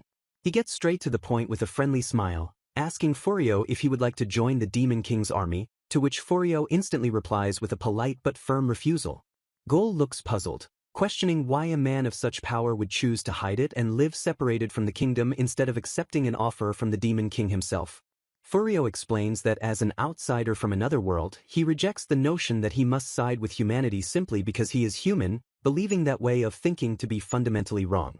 Gol's eyes widen in surprise, struck by the unique perspective of this human who claims not to even understand the reasons behind the war. Riss munches on cookies with an indifferent expression, remarking that there is no need to burden her husband with the details of a war he has no desire to participate in. Gol observes them with a thoughtful gaze, accepting that no one has told Furio the truth, and decides to enlighten him. He begins to recount the history, explaining that the war between humans and demons began 500 years ago when the first Demon King descended. Riss comments on the immense length of time, noting that the conflict has lasted so long that likely no one alive truly remembers the original cause. Gol reveals that the first Demon King was actually a foreigner from another world who wished to rule, arriving at a time when demons were oppressed by humans. He takes a sip of tea, explaining that the war started when the humans rejected this outsider, while the demons accepted him as their ruler and savior. He continues the grim tale, describing how the war escalated to the point of wiping out half the world's life and how the power of the fourth Demon King was later misused by humans, deepening the grudge. Furio listens intently, asking if Gol implies that he actually wishes to stop this endless cycle of war. Gol rests his hands on his knees, admitting that as the current Demon King, he personally has no desire to rule the world, noting that their ideology has shifted over 12 generations. However, his expression hardens as he declares that despite his personal feelings, he is still the king of the demons. He asserts that he cannot simply ignore the threat posed by the human army, which continues to endanger his kingdom and his people. Leaning forward, he repeats his request for Furio to join the Demon King's army, warning him not to make the situation any worse by refusing. Furio maintains his composure, stating clearly that he has no wish to join either side and suggesting that Gol thinks too highly of him. As tension fills the room, Riss quietly finishes her tea, her magic flaring as she prepares to defend her husband if the negotiation turns violent. Suddenly, Gol bursts into hearty laughter, slapping his knee in amusement at Furio's headstrong attitude and noting it must be why the human kings gave up on him. He smiles, claiming he is glad Furio is understanding, while Riss looks annoyed that her plan to make him sympathize with the demons failed completely. Gol stands to leave, assuring them he hasn't given up and will return, while Furio cheerfully tells him he is welcome anytime. The Demon King walks away from the house, his mind lingering on the unique encounter he just had. He thinks to himself that leaving Furio aside, he was also impressed by another human who didn't cower before his pressure. His mind flashes back to the moment Rosa confronted him with her sword, remembering her fierce determination. He recalls her threat to kill him depending on his answer, finding her courage remarkable for a mere human. Weeks later at the Demon King's castle, Euliminus chases after Gol, warning him that it is dangerous to keep visiting that man's house repeatedly. Gol dismisses her concerns with a smirk, arguing that if he can win Furio over it would be the best outcome, and praising the man's understanding nature compared to human kings. Euliminus gives up with a sigh, telling him she will handle the palace affairs as he insists on going despite her warnings. As he walks away, Euliminus mutters to herself about the trouble caused by his frequent visits. She worries about the rumors spreading among the demons, with some claiming the Demon King is sucking up to a human or has sided with him. Watching him leave, she wonders if his obsession with Furio is truly just about persuading him to join the army. Gol flies through the sky, heading once again toward the house on the cliff, eager for another conversation. He smiles to himself, amused by the fact that a mere human has made a demon king like him visit so many times. Meanwhile, a montage shows Bari Rosa constantly missing Gul's visits due to chores like laundry or farming, frustrating her desire to talk to him. As Gul approaches the house, he notices a large gathering of people coming from the direction of Furio's home. Inside the house, the adventurer party is trembling in fear, asking Furio if they are trapped in some kind of nightmare. Blossom points out the window in a panic, noting that the objects outside are holy water barriers designed to ward off evil. Riss huffs in irritation, asking her husband if she should go out and clean up the rude intruders who have surrounded their home. Furio stands with a strained smile, unsure of what to say as the situation escalates beyond his control. Outside, an entire army has assembled in formation, making the word welcome completely inappropriate for the situation. The blonde hero rides forward on a white horse, flanked by heavily armored knights, and calls out to the commoner he knows is communicating with the demon. He glares down at Furio, issuing a final ultimatum to choose right here and now whether to join him or die in this place. High in the towers of the Cry Road Kingdom's capital, a spy reports to his superiors about the suspicious movements of a demon who has been frequently visiting a certain adventurer's house over the past few days. The king sits upon his throne, listening gravely as the spy details the confirmed sightings of a high-ranking demon flying between the demon territory and the adventurer Furio's home. The report concludes with the unsettling fact that the demon visits have become a regular occurrence, raising suspicions of collusion between the powerful adventurer and the enemy. The king grips his staff in anger, outraged that Furio has not only rejected his summons 3 times but now appears to be plotting treason, prompting the first princess to desperately interject. She pleads with her father to reconsider sending soldiers immediately, suggesting that a diplomatic approach might still resolve the misunderstanding without violence. The princess argues that attacking without definitive proof of betrayal will only serve to permanently alienate a powerful potential ally and tarnish the kingdom's reputation. Her father snaps at her to shut up, dismissing her pleas as naive idealism and declaring that there is a limit to how much one can dream when the kingdom's safety is at stake. Silenced by the king's roar, the princess can only watch in frustration as her father ignores her counsel, his mind already made up on a course of action.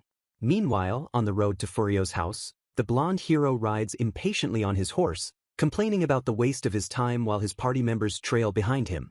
He smirks with arrogant confidence, leading a massive contingent of armed soldiers to confront the adventurer who dared to ignore the crown. His eyes narrowing with malice, the hero reveals his plan to use the suspicion of treason as a pretext to force Furio into submission, demanding he choose between obedience and death. Arriving at the house, the hero looks down from his mount at Furio, issuing a cold ultimatum to either become his subordinate in the quest to kill the demon lord or die right there as a traitor.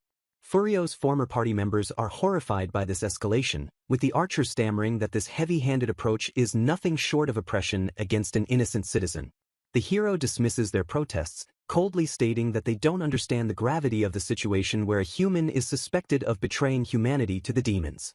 He offers a twisted form of mercy, suggesting that he might overlook the suspicious demon visits if Furio agrees to serve under him immediately. Bari Rosa steps forward, her hand on her sword, and accuses the hero of only resorting to force now because he is a coward who always runs away from real danger. She shouts at him, demanding to know if this blackmailing behavior is truly the way a knight of the Cry Road Kingdom should conduct himself. Blossom joins the verbal assault, pointing out the hypocrisy of the hero lecturing them when he is famous for locking himself inside safe forts during battles. Enraged by the insults, the hero screams at them to know their place, calling them weaklings who can't even protect their own home without relying on others.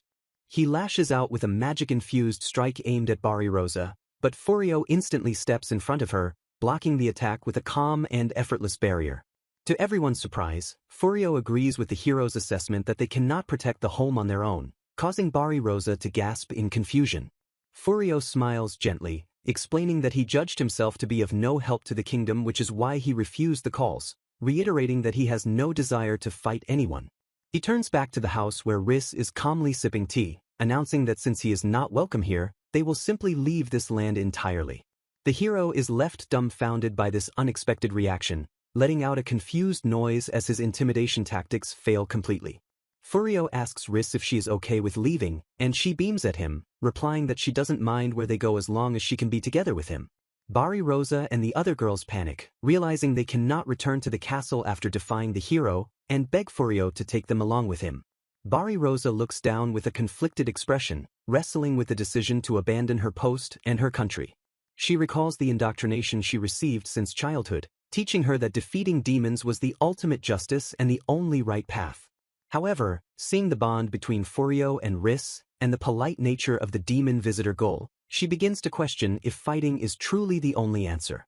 She declares with conviction that she can no longer serve a kingdom that blackmails its own people, feeling that doing so would shame her father's memory as a great knight. The four girls stand united in their decision, glaring defiantly at the hero and his army as they choose to side with Furio. Furio smiles at their resolve and cheerfully asks, "Shall we go then?" accepting them into his fold without hesitation. Raising his hand, Furio casts a spell, announcing that for now, they will relocate to the village where they previously sold the dragon meat. A massive pillar of light erupts from the ground, engulfing not just the people, but the entire house and the surrounding fields in a blinding glow. The soldiers shield their eyes as the immense magical energy surges, witnessing an impossible feat unfolding before them. When the light fades, the soldiers are left staring at a giant crater in the ground where the house and property used to be, completely vanished. The hero stares at the empty space in shock, realizing that Furio just used wide-range teleportation magic on an unprecedented scale. He mutters in denial, unable to accept that someone other than a chosen hero could possess the power to perform such a miraculous feat. Moments later, the Demon King Gul flies towards the location, landing on a nearby cliff edge and wondering what the commotion is about. He looks around in confusion, asking the empty air where the house he intended to visit has gone. The hero spots the new arrival, his eyes widening as he recognizes the figure standing on the cliff above the crater. Cold sweat pours down the hero's face as the realization hits him that the being before him is none other than the Demon King himself. He stammers out the name Demon King, confirming the identity of the threat to his terrified soldiers.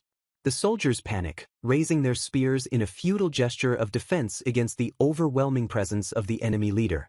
Gul glares at the humans, annoyed that they have once again interrupted his fun and realizing that their actions drove his interesting human friend away. His expression darkens with fury as he unleashes a wave of magical energy, deciding that since they ruined his visit, he has no choice but to teach them their place. He issues a command that echoes across the battlefield, ordering all his soldiers to gather and launch an immediate attack on the magic kingdom of Kryrode.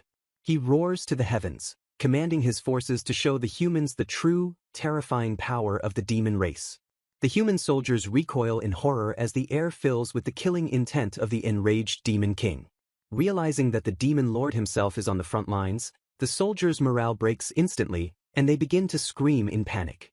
The blonde hero, true to his cowardly nature, immediately screams for a full retreat, abandoning any thought of fighting.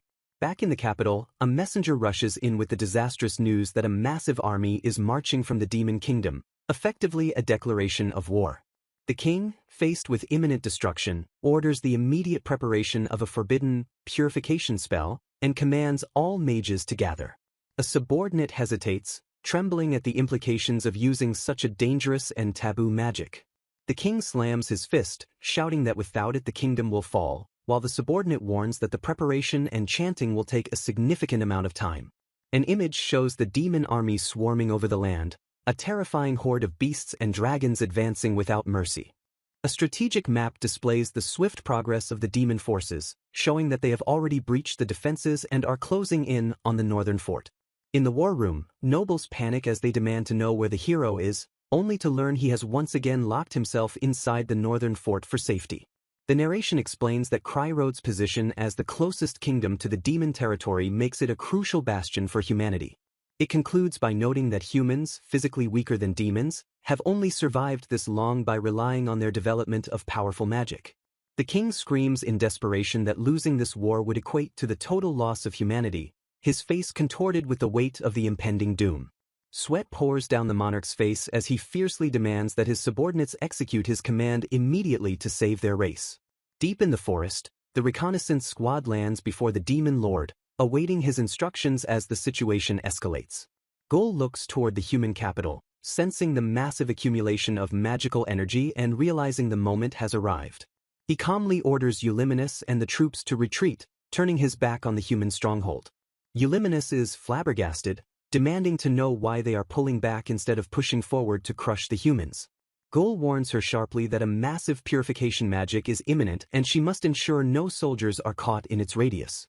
Realization dawns on the catgirl's face as she senses the terrifying wave of holy energy gathering in the distance. Inside the castle, dozens of mages chant in unison, straining to unleash the forbidden spell that will purge the land. Gul smirks with satisfaction as the magic swells, noting that there is no problem retreating since he has already achieved his true goal. A blinding dome of light expands from the capital, washing over the landscape and forcing the demon army to pull back. Standing before the great shrine, the first princess observes the retreat of the demon lord's forces, attributing it to the success of the purification spell. An advisor explains that the demons cannot approach the purified land, guaranteeing their safety until the magic's effect eventually wanes. The princess looks grim, realizing that while they are safe for the moment, the cost of this temporary peace has been astronomical. Inside the great hall, the kingdom's mages lie unconscious in rows, having completely depleted their magic to cast the spell, requiring months to recover. The advisor notes somberly that even the king, who participated in the ritual as a mage, has fallen into a coma from the exertion. With her father incapacitated, the first princess declares that she will assume his authority and rule the kingdom in his stead. Her first act as regent is to officially revoke the blonde hero's position, stripping him of his status as the kingdom's champion.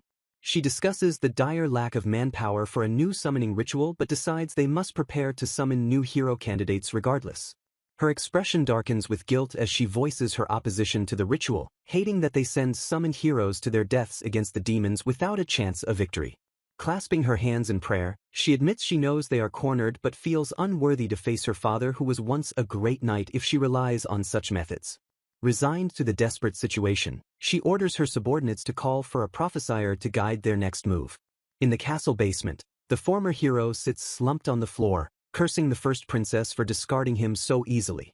His companion Sia asks him what he intends to do now that he has lost both his position and his wealth. The man glares at her, annoyed that she is still addressing him by his revoked title despite his fall from grace. Sia shrewdly points out that he hasn't corrected her because he still clings to the title, while he stands before a treasure chest in the royal treasury. He declares that he would rather die than live as a commoner, frantically searching the treasury for a weapon capable of defeating the demon lord. Gripping a jeweled hilt, he laments his lack of power compared to Furio, demanding to know why he wasn't gifted with great skills despite being the chosen one. A dark, disembodied voice suddenly echoes through the room, asking him if he desires power. A swirling vortex of dark energy manifests in the air, startling the hero as the voice offers to help him achieve his desires. The entity claims to feel sympathy for him, causing the hero to sweat nervously as he stares into the abyss. The voice instructs him to pull out a sword sealed deep within the room, promising that the demon inside will grant any wish. The hero repeats the words in a trance, captivated by the promise of a wish and the involvement of a demon. He shouts into the void, demanding to know the identity of the entity speaking to him. A figure materializes from the darkness, taunting him with a grin and asking if he is getting cold feet about accepting the offer. The hero snaps back in anger, his pride stung by the accusation of cowardice. He declares with manic determination that he doesn't care if it's a demon's power or anything else, he will use whatever means necessary to regain his status. Ignoring Tsuya's panicked warnings to step back, he reaches out and grasps the hilt of the sealed sword. A massive surge of energy erupts from the weapon as the seal is broken, creating a whirlwind that engulfs the room. Amidst the chaotic energy, a being with elaborate curls and a dark aura begins to take form. The demon fully materializes, introducing himself as Haya, the ruler of light and darkness, and asks the stunned human if he is the one who broke the seal. High in the towers of the Cry Road Kingdom's capital, a spy reports to his superiors about the suspicious movements of a demon who has been frequently visiting a certain adventurer's house over the past few days. The king sits upon his throne, listening gravely as the spy details the confirmed sightings of a high-ranking demon flying between the demon territory and the adventurer Furio's home. The report concludes with the unsettling fact that the demon visits have become a regular occurrence, raising suspicions of collusion between the powerful adventurer and the enemy. The king grips his staff in anger, outraged that Furio has not only rejected his summons 3 times but now appears to be plotting treason, prompting the first princess to desperately interject. She pleads with her father to reconsider sending soldiers immediately, suggesting that a diplomatic approach might still resolve the misunderstanding without violence. The princess argues that attacking without definitive proof of betrayal will only serve to permanently alienate a powerful potential ally and tarnish the kingdom's reputation. Her father snaps at her to shut up, dismissing her pleas as naive idealism and declaring that there is a limit to how much one can dream when the kingdom's safety is at stake. Silenced by the king's roar, the princess can only watch in frustration as her father ignores her counsel, his mind already made up on a course of action.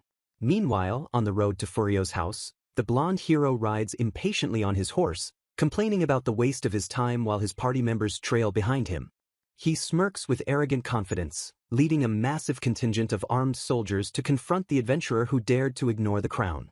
His eyes narrowing with malice, the hero reveals his plan to use the suspicion of treason as a pretext to force Furio into submission, demanding he choose between obedience and death. Arriving at the house, the hero looks down from his mount at Furio, issuing a cold ultimatum to either become his subordinate in the quest to kill the demon lord or die right there as a traitor. Furio's former party members are horrified by this escalation, with the archer stammering that this heavy-handed approach is nothing short of oppression against an innocent citizen. The hero dismisses their protests, coldly stating that they don't understand the gravity of the situation where a human is suspected of betraying humanity to the demons. He offers a twisted form of mercy, suggesting that he might overlook the suspicious demon visits if Furio agrees to serve under him immediately. Bari Rosa steps forward, her hand on her sword, and accuses the hero of only resorting to force now because he is a coward who always runs away from real danger. She shouts at him, demanding to know if this blackmailing behavior is truly the way a knight of the Cry Road Kingdom should conduct himself.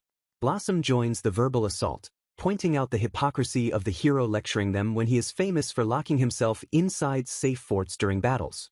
Enraged by the insults, the hero screams at them to know their place, calling them weaklings who can't even protect their own home without relying on others. He lashes out with a magic-infused strike aimed at Bari Rosa, but Furio instantly steps in front of her, blocking the attack with a calm and effortless barrier. To everyone's surprise, Furio agrees with the hero's assessment that they cannot protect the home on their own, causing Bari Rosa to gasp in confusion. Furio smiles gently, explaining that he judged himself to be of no help to the kingdom, which is why he refused the calls, reiterating that he has no desire to fight anyone. He turns back to the house where Riss is calmly sipping tea, announcing that since he is not welcome here, they will simply leave this land entirely. The hero is left dumbfounded by this unexpected reaction, letting out a confused noise as his intimidation tactics fail completely. Furio asks Riss if she is okay with leaving, and she beams at him, replying that she doesn't mind where they go as long as she can be together with him. Bari Rosa and the other girls panic, realizing they cannot return to the castle after defying the hero, and beg Furio to take them along with him. Bari Rosa looks down with a conflicted expression, wrestling with the decision to abandon her post and her country. She recalls the indoctrination she received since childhood, teaching her that defeating demons was the ultimate justice and the only right path. However, seeing the bond between Furio and Riss, and the polite nature of the demon visitor goal, she begins to question if fighting is truly the only answer. She declares with conviction that she can no longer serve a kingdom that blackmails its own people, feeling that doing so would shame her father's memory as a great knight. The four girls stand united in their decision, glaring defiantly at the hero and his army as they choose to side with Furio. Furio smiles at their resolve and cheerfully asks, "Shall we go then?" accepting them into his fold without hesitation. Raising his hand, Furio casts a spell, announcing that for now, they will relocate to the village where they previously sold the dragon meat. A massive pillar of light erupts from the ground, engulfing not just the people, but the entire house and the surrounding fields in a blinding glow. The soldiers shield their eyes as the immense magical energy surges, witnessing an impossible feat unfolding before them.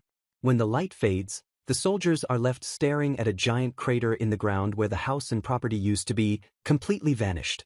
The hero stares at the empty space in shock, realizing that Furio just used wide-range teleportation magic on an unprecedented scale. He mutters in denial, unable to accept that someone other than a chosen hero could possess the power to perform such a miraculous feat. Moments later, the Demon King Gull flies towards the location, landing on a nearby cliff edge and wondering what the commotion is about. He looks around in confusion, asking the empty air where the house he intended to visit has gone. The hero spots the new arrival, his eyes widening as he recognizes the figure standing on the cliff above the crater. Cold sweat pours down the hero's face as the realization hits him that the being before him is none other than the Demon King himself. He stammers out the name Demon King, confirming the identity of the threat to his terrified soldiers. The soldiers panic, raising their spears in a futile gesture of defense against the overwhelming presence of the enemy leader. Gol glares at the humans, annoyed that they have once again interrupted his fun and realizing that their actions drove his interesting human friend away. His expression darkens with fury as he unleashes a wave of magical energy, deciding that since they ruined his visit, he has no choice but to teach them their place. He issues a command that echoes across the battlefield, ordering all his soldiers to gather and launch an immediate attack on the magic kingdom of Kryrode. He roars to the heavens, commanding his forces to show the humans the true, terrifying power of the demon race. The human soldiers recoil in horror as the air fills with the killing intent of the enraged Demon King. Realizing that the Demon Lord himself is on the front lines, the soldiers' morale breaks instantly, and they begin to scream in panic. The blonde hero, true to his cowardly nature, immediately screams for a full retreat, abandoning any thought of fighting. Back in the capital, a messenger rushes in with the disastrous news that a massive army is marching from the Demon Kingdom, effectively a declaration of war. The king, faced with imminent destruction, orders the immediate preparation of a forbidden purification spell and commands all mages to gather. A subordinate hesitates, trembling at the implications of using such a dangerous and taboo magic. The king slams his fist, shouting that without it the kingdom will fall, while the subordinate warns that the preparation and chanting will take a significant amount of time. An image shows the demon army swarming over the land, a terrifying horde of beasts and dragons advancing without mercy. A strategic map displays the swift progress of the demon forces, showing that they have already breached the defenses and are closing in on the northern fort. In the war room, nobles panic as they demand to know where the hero is, only to learn he has once again locked himself inside the northern fort for safety. The narration explains that Kryrode's position as the closest kingdom to the demon territory makes it a crucial bastion for humanity. It concludes by noting that humans, physically weaker than demons, have only survived this long by relying on their development of powerful magic. The king screams in desperation that losing this war would equate to the total loss of humanity, his face contorted with the weight of the impending doom. Sweat pours down the monarch's face as he fiercely demands that his subordinates execute his command immediately to save their race. Deep in the forest, the reconnaissance squad lands before the Demon Lord, awaiting his instructions as the situation escalates. Gol looks toward the human capital, sensing the massive accumulation of magical energy and realizing the moment has arrived. He calmly orders Euliminus and the troops to retreat, turning his back on the human stronghold. Euliminus is flabbergasted, demanding to know why they are pulling back instead of pushing forward to crush the humans. Gol warns her sharply that a massive purification magic is imminent and she must ensure no soldiers are caught in its radius. Realization dawns on the catgirl's face as she senses the terrifying wave of holy energy gathering in the distance. Inside the castle, dozens of mages chant in unison, straining to unleash the forbidden spell that will purge the land. Gol smirks with satisfaction as the magic swells, noting that there is no problem retreating since he has already achieved his true goal. A blinding dome of light expands from the capital, washing over the landscape and forcing the demon army to pull back. Standing before the great shrine, the first princess observes the retreat of the demon lord's forces, attributing it to the success of the purification spell. An advisor explains that the demons cannot approach the purified land, guaranteeing their safety until the magic's effect eventually wanes. The princess looks grim, realizing that while they are safe for the moment, the cost of this temporary peace has been astronomical. Inside the Great Hall, the kingdom's mages lie unconscious in rows, having completely depleted their magic to cast the spell, requiring months to recover. The advisor notes somberly that even the king, who participated in the ritual as a mage, has fallen into a coma from the exertion. With her father incapacitated, the first princess declares that she will assume his authority and rule the kingdom in his stead. Her first act as regent is to officially revoke the blonde hero's position, stripping him of his status as the kingdom's champion. She discusses the dire lack of manpower for a new summoning ritual but decides they must prepare to summon new hero candidates regardless. Her expression darkens with guilt as she voices her opposition to the ritual, hating that they send summoned heroes to their deaths against the demons without a chance of victory. Clasping her hands in prayer, she admits she knows they are cornered but feels unworthy to face her father who was once a great knight if she relies on such methods. Resigned to the desperate situation, she orders her subordinates to call for a prophesier to guide their next move. In the castle basement, the former hero sits slumped on the floor, cursing the first princess for discarding him so easily. His companion Tsuya asks him what he intends to do now that he has lost both his position and his wealth. The man glares at her, annoyed that she is still addressing him by his revoked title despite his fall from grace. Tsuya shrewdly points out that he hasn't corrected her because he still clings to the title, while he stands before a treasure chest in the royal treasury. He declares that he would rather die than live as a commoner, frantically searching the treasury for a weapon capable of defeating the demon lord. Gripping a jeweled hilt, he laments his lack of power compared to Furio, demanding to know why he wasn't gifted with great skills despite being the chosen one. A dark, disembodied voice suddenly echoes through the room, asking him if he desires power. A swirling vortex of dark energy manifests in the air, startling the hero as the voice offers to help him achieve his desires. The entity claims to feel sympathy for him, causing the hero to sweat nervously as he stares into the abyss. The voice instructs him to pull out a sword sealed deep within the room, promising that the demon inside will grant any wish.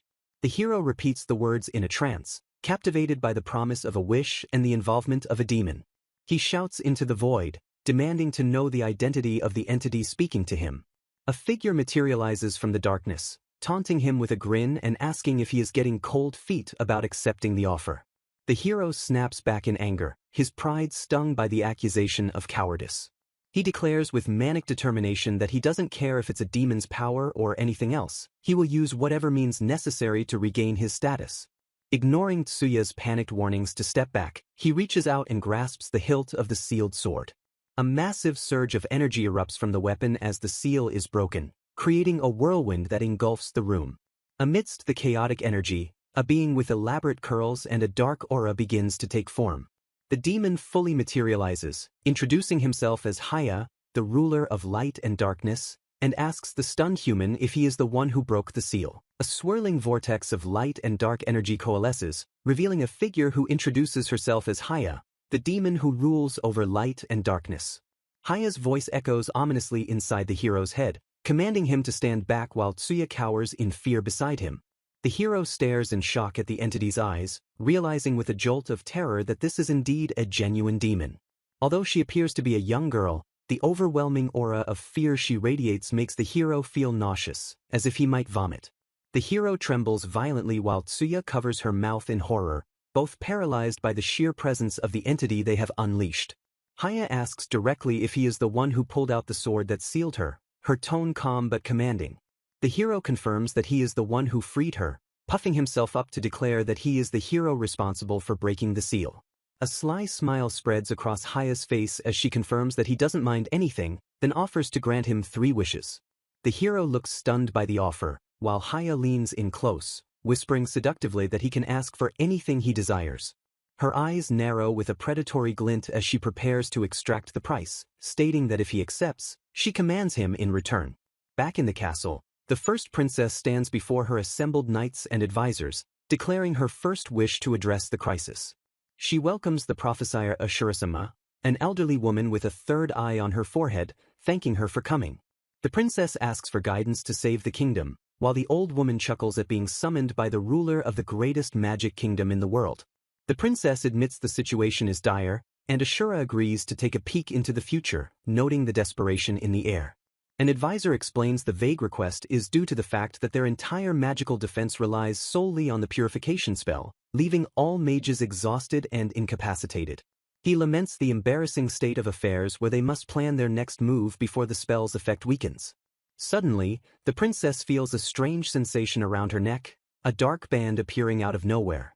She gasps in shock as she realizes a black choker has manifested on her throat, mirroring one that appears on everyone else in the room. She clutches at the device in panic, unable to remove it, while her advisors stare in horror at the ominous accessory. The princess screams orders to send all knights and soldiers to the underground treasury immediately to capture the trespasser responsible for this. She realizes that whatever is happening originates from that place and demands they secure it quickly. Her advisor stares at the choker, asking what exactly this device is as fear spreads through the court. Ashura grimly identifies it as a decapitation choker, a tool used by the sealed demon to take the heads of sacrifices in exchange for granting 3 wishes. The knights and nobles in the room recoil in terror, realizing their lives are now currency for someone else's desire. Ashura explains that in the past, the king of Cry Road sacrificed half the continent's population to subjugate the demon lord using this very method. She recounts how the demon was sealed in the castle basement afterward, requiring the constant effort of all the kingdom's mages to maintain the seal. She warns that they only have until the demon grants the 3 wishes before the price is collected, urging the princess to act fast. The princess begs Ashura for guidance on how to overcome this deadly situation and save her people. Ashura's third eye opens, glowing with power as she peers into the threads of fate to find a solution. She performs a tarot reading, shuffling and laying out cards with practiced precision to divine the answer. The cards glow with magical light as they are revealed, forming a pattern that points toward a specific destiny. The central card shows an eye, and Ashura interprets the reading, instructing the princess to seek the true hero in the West. The nobles are confused, questioning if she means the retired ex-hero or if there is another real hero from this world, distinct from the summoned ones. Ashura confirms there is a true hero and orders them to gather soldiers to search every town and village in the West for someone fitting that description. The princess interjects, arguing that they cannot afford to send their defensive soldiers away during such a critical time. She declares that she will go to the trading city of Haotao in the West to look for this true hero herself. In Haotao, a bustling market scene unfolds with diverse races, including beastkin and demons, trading peacefully. The sign for the weapon and armor shop Solace Claw is shown, indicating where the next scene takes place. Inside the shop, customers marvel at the high-quality goods, specifically pointing out a shield made from dragon scales. Furio stands with a satisfied smile, confirming that bringing the items here was the right choice as the shop's inventory proves its quality. He explains that instead of adventuring, they plan to earn money by selling resources obtained from hunting to produce goods. The shopkeeper, a burly man with glasses, suspiciously asks if Furio was the one rumored to have sold a huge amount of dragon meat recently. Furio smiles innocently, claiming he just got lucky and obtained the items through his secret route. The shopkeeper agrees to buy the goods at the asking price, recognizing the shield as a high-quality item from that same secret source. He eagerly asks Furio to bring any future goods from this route to his shop, sensing a lucrative partnership. Furio agrees to prioritize the shop but asks for a favor in return, requesting an introduction to a stable source of raw resources like monster hides. He explains that since they just moved to the area, having a reliable connection would be very reassuring. The shopkeeper happily agrees, wishing he could be their exclusive patron but accepting the arrangement as unavoidable. As they leave, Furio thanks the shopkeeper, who is sweating at the realization of just how capable this young man is. The shopkeeper marvels at Furio's ability to defeat the demon lord's dragon army, secure a resource route, and negotiate a business deal all on his own. Riss looks at her husband with a proud, beaming face, convinced that he must have been a great merchant in his previous world. Barirosa, however, looks downcast and envious, lamenting that she can't have someone like Furio for herself. Blossom scolds her, reminding her that she can't covet Riss's husband, though she admits she is jealous too. Barirosa flushes and stammers a denial, trying to hide her true feelings while Blossom teases her. Blossom slyly points out that if Barirosa is looking for a great man, she already has one in mind, hinting at her interactions with the Demon King. Barirosa coughs awkwardly to change the subject, realizing that Gozu is indeed absent again today. Furio returns to the group, apologizing for the wait and asking if everything is all right. He thanks Barirosa for recommending the shop, happy that he was able to sell the dragon scale shield for a good price. Riss teases him, noting that he looked like he was genuinely enjoying the business negotiation. Furio blushes slightly and admits with a smile, well, yeah, confirming his enjoyment of the peaceful merchant life. Furio beams with satisfaction, realizing that becoming a merchant and creating magic tools with his augmentation magic is a path that truly suits him. Riss, while supportive, bashfully requests that he still take her on dates occasionally, even though she enjoys watching him work. Furio happily agrees, and they share a warm moment, observed by Barirosa, who smiles at their affectionate dynamic. Suddenly, Furio stops, his expression turning serious as a magical warning signal interrupts their peaceful conversation. A notification appears in his mind, alerting him that a demon is approaching, which surprises Riss since it has been a while since the last incident. A swirling vortex of light and dark energy materializes nearby, and from it emerges Haya, who introduces herself and asks if he is Fulio.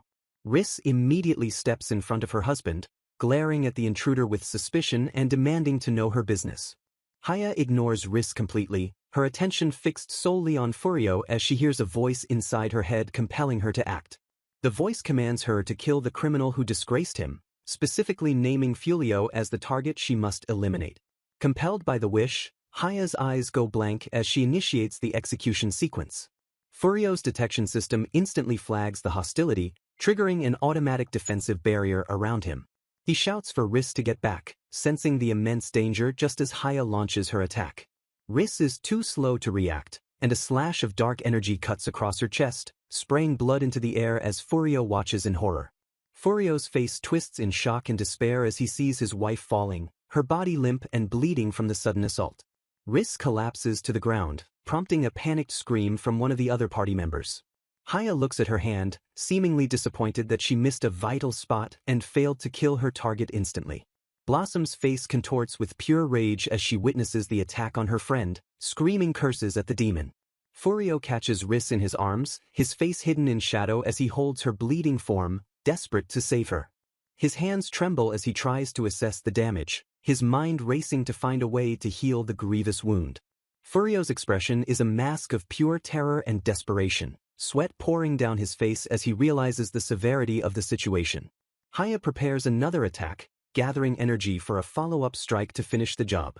Another slash of energy tears through the air, striking Riss again and drawing a pained grunt from her lips. The force of the attack sends shockwaves through the area, shattering the ground around them as Furio shields her body. Furio realizes with dawning horror that his normal magic defenses are useless against this specific type of attack. He screams for healing magic, pleading with himself or anyone to save her as he tries to staunch the bleeding. He presses his hands over the wound, glowing with light, but the blood continues to flow despite his efforts.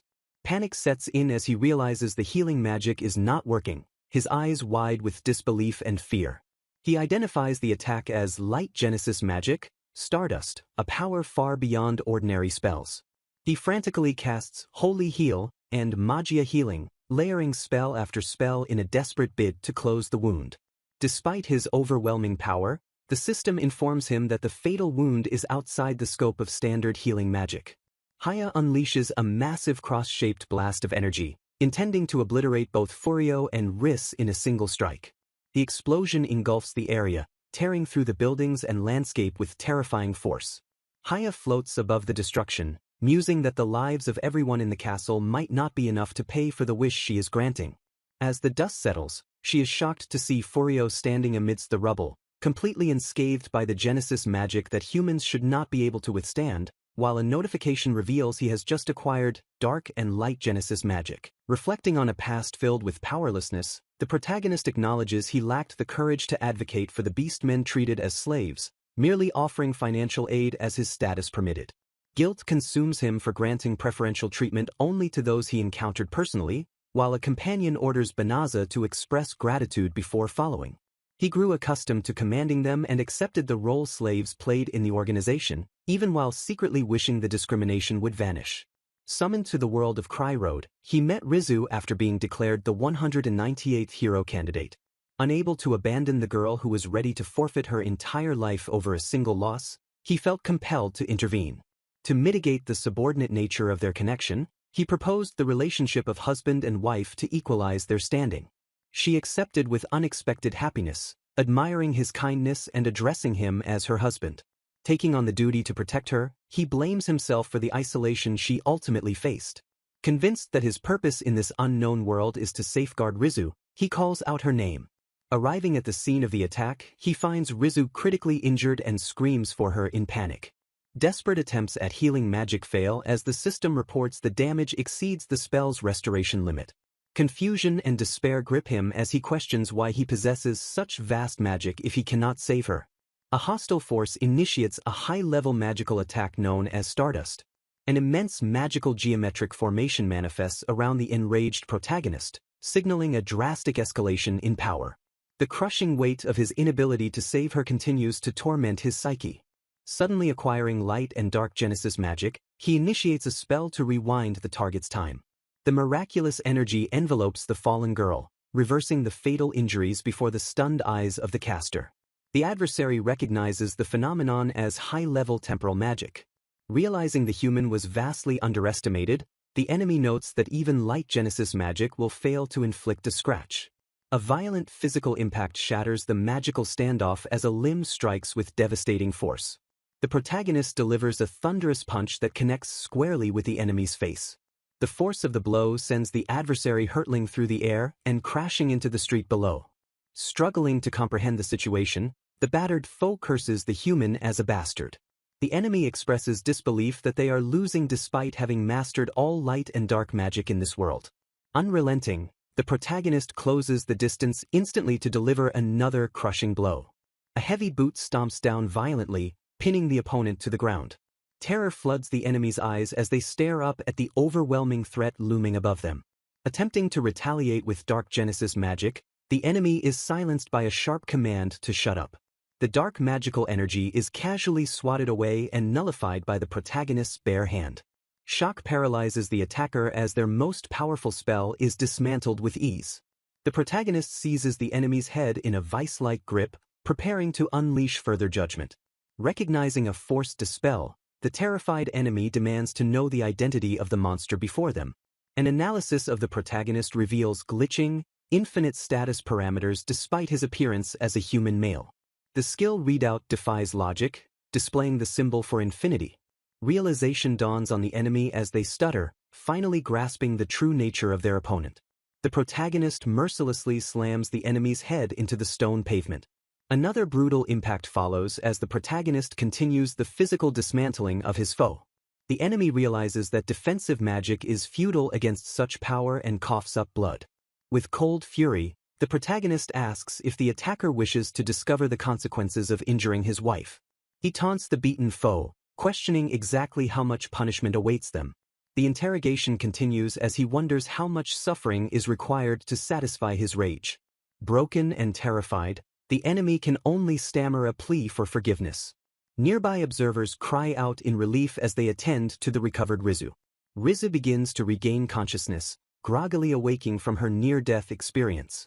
Her companions are astounded to find that she does not bear a single wound despite the earlier carnage. She immediately calls for her husband, attributing her survival to Fulio's healing magic while worrying for his safety. A blush colors her cheeks as she delights in the thought that he became so merciless for her sake. She excitedly points out her darling's strength, though her friend is just glad she has returned to normal. The scene shifts back to the brutality of the fight, highlighting the completely one-sided beatdown. Observers note that against a demon versed in all magic forms, human magic should be ineffective. The narration emphasizes that conventional logic dictates failure in such a matchup. Physical attacks are typically considered entirely useless against such a magical adversary. Despite these established laws of combat, the reality unfolding before them contradicts everything. The protagonist admits with a weary smile that he dislikes fighting and has no desire to kill. Yet the thought prevails that for the sake of his loved one, he must act. Rizu observes with deep emotion that he is willing to cast aside his peaceful nature for her. A new perspective reveals a character seeing real dragons for the first time, marking a shift in the narrative. Reflections on his uncertainty about where to go and how to use his power are juxtaposed with his resolve not to leave Rizu alone. A revelation identifies him as the very person who annihilated a brother named Fenceril along with his entire army. The final thought concludes that while he should lead with confidence and strength, the observer realizes their previous assumption was wrong. Introspection washes over the protagonist as he reaffirms that a peaceful life dedicated to crafting magic tools is far more suitable for his nature than violence. Suddenly, the expression on Rizu's face shifts dramatically into a look of wide-eyed shock.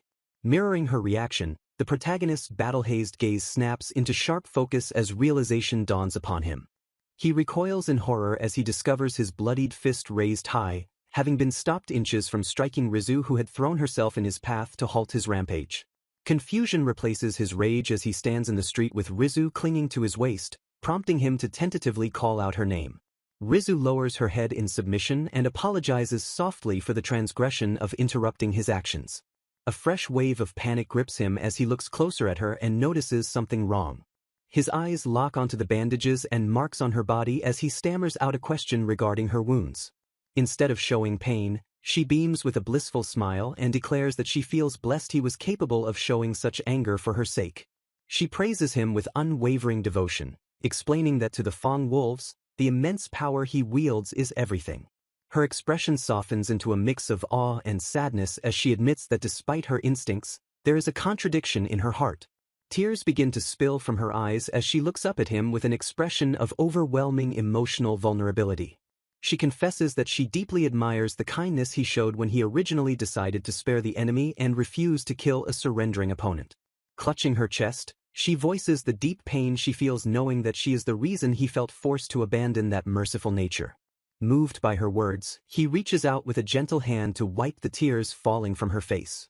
The lingering shadows of his earlier rage vanish completely, replaced by a look of profound clarity and tenderness. A sensation of tangible warmth spreads through his hand as he makes contact with her skin. Placing his hand firmly against her chest to ground himself in reality, he whispers her name.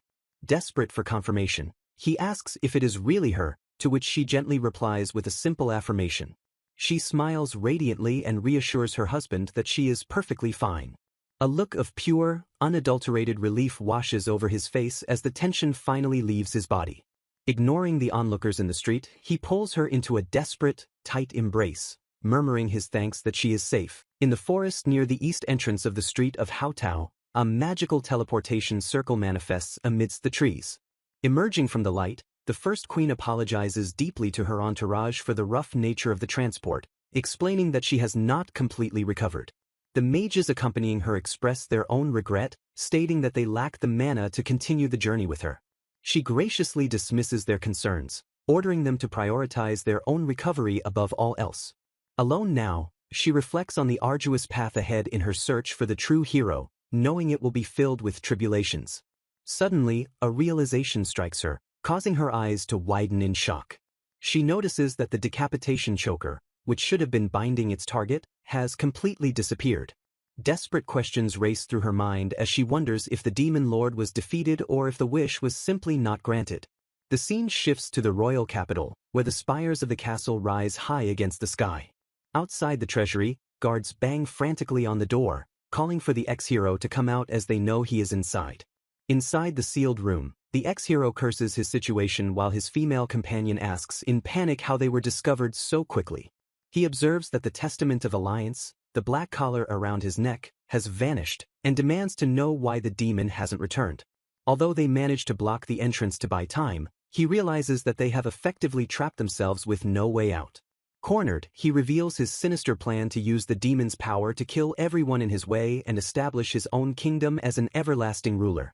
A chilling voice suddenly interrupts his rant, admiring him as a wonderful specimen. The disembodied voice declares its intention to take possession of the body before them. A dark mist envelopes the woman named Tsuya, eliciting a horrified scream from her companion as she is consumed. The transformation completes, and the entity sighs in relief, announcing that she is finally back. She inspects her new physical form, commenting that the clothes aren't her style and wondering how many centuries it has been since she had a body. The ex-hero stares in disbelief, asking Tsuya if she can use magic, unaware of the entity now inhabiting her. The entity smiles wickedly, thanking him for getting rid of the seal that had been placed by the sword demon. She introduces herself as the Dark Grand Mage, Damarinus, and addresses the golden-haired hero before her. With a wave of power, she summons a colossal, multi-headed chimera, laughing that this vessel is far superior to her previous one. Having fully manifested her power, she commands her new minion to depart with her. As she ascends, she proclaims that the foolish royal family who sealed her will now face the wrath of heaven. Back in Haotao, a new teleportation circle activates on the street pavement. A hooded figure observes the magical phenomenon with keen interest. High above, Damarinus wonders if her enemies fled in fear upon sensing her release. She vows that she will hunt down every descendant of the royal family and ensure that not a single one escapes her vengeance. The teleportation spell in Haotao completes, depositing the first queen right in front of Fulio and Rizu. The queen lies on the ground, seemingly disoriented, while Rizu stares down at her with an unreadable expression. Fulio peers down at the newcomer and gently asks if she has woken up. Startled by the voice, the queen scrambles back in fear and immediately begs for forgiveness. Confusion dawns on her face as she points to herself, unsure why she is being addressed so casually. She suddenly realizes that her injuries have been healed and looks at the man before her in amazement. Fumio explains that Rizu is fine now, implying that the healing was a simple matter. A soldier runs up to the group, urgently calling out to Fumio Dano. She advises him to request knights from the castle to handle the captured villain, noting that Haotao is Cry Road territory and the individual is too dangerous for local patrol. Fumio acknowledges the advice but hesitates, sensing a complication. Rizu interjects, revealing that the woman before them came from the castle immediately after an underground seal was broken. When asked how she knows, Rizu explains that her magical capabilities have increased recently. She casually admits that she took a peek into the woman's mind to understand the situation. The queen is horrified to realize she has been subjected to memory scanning magic. Rizu reasons that allowing the queen to return to the castle would likely result in a repetition of the dangerous events she just saw. Turning to Fumio, she suggests that there is a simple solution to this dilemma. With a bright smile, Rizu declares that from today onwards, the queen will be Fumio's servant.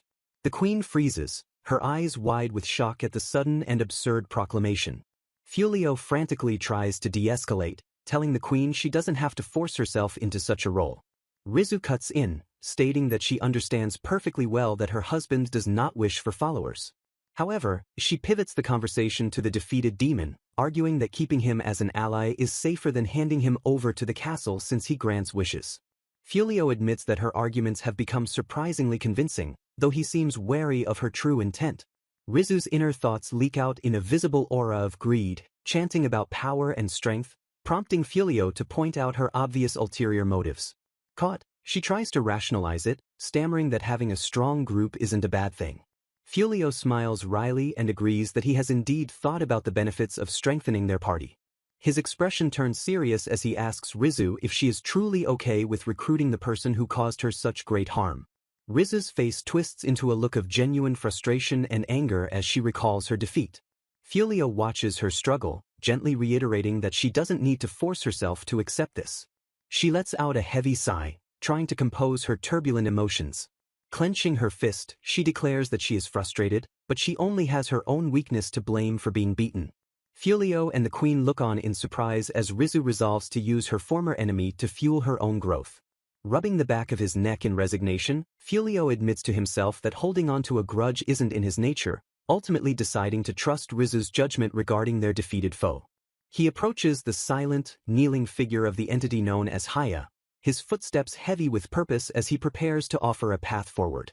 Extending an open hand, he presents a simple ultimatum, promising to forgive her past transgressions if she swears to never take another life. Haya's eyes widen in genuine shock, the unexpected mercy catching her completely off guard. Fumio hastily adds a practical caveat, noting that he wants to avoid any chaotic aftermath just in case her agreement counts as granting a wish. Weighing her options, Haya asks for clarification, realizing she must choose between living under his constant supervision or returning to the darkness of being sealed away. With a calm but firm expression, the protagonist places the burden of choice squarely on her shoulders. Internally, Haya marvels at the human before her, noting that he seems like a completely different person from the one who fought with such ferocity. She questions whether he has truly lost all intent to exterminate her, a concept foreign to her understanding of conflict. Reflecting on the nature of humanity, she recalls how they usually go to extreme lengths to fulfill their desires, often sacrificing anything for a wish. Unlike the despicable men of the past who sacrificed half a continent for power, she finds this man's ability to let go of desires and grudges to be utterly fascinating. Making her decision, she reverently takes his hand, addressing him as the surpasser and a mighty being. With a serene smile, she declares her desire to bear witness to the path of the one who holds all the power in this world. Rising to her feet, she introduces herself as Haya, the governor of light and dark, and solemnly pledges her body and soul to his service. Fumio offers a sheepish smile and apologizes for his own excessive force during their battle, asking her to accept his healing magic as reparation. Haya accepts the healing with grace, insisting that she is the one who should be grateful for his overwhelming kindness. Their moment of reconciliation is abruptly shattered as a sharp, piercing sound cuts through the air, drawing Haya's gaze. Her expression hardens instantly as she senses a disturbance, her demeanor shifting from servant back to warrior. A cold fury overtakes her as she declares her intent to exterminate the intruders daring to interrupt the peace of her new master. Turning to Fulio amidst the chaos of blown-back soldiers, she formally requests his permission to engage the threat. Fulio and his companions look up in alarm as dark shapes plummet rapidly from the sky toward the city streets. Panic grips Rizu as she fears their location has been discovered, terrified that the enemy has already tracked down her husband. A colossal chimera crashes into the town with devastating force, crushing buildings and sending debris flying as citizens scream in terror.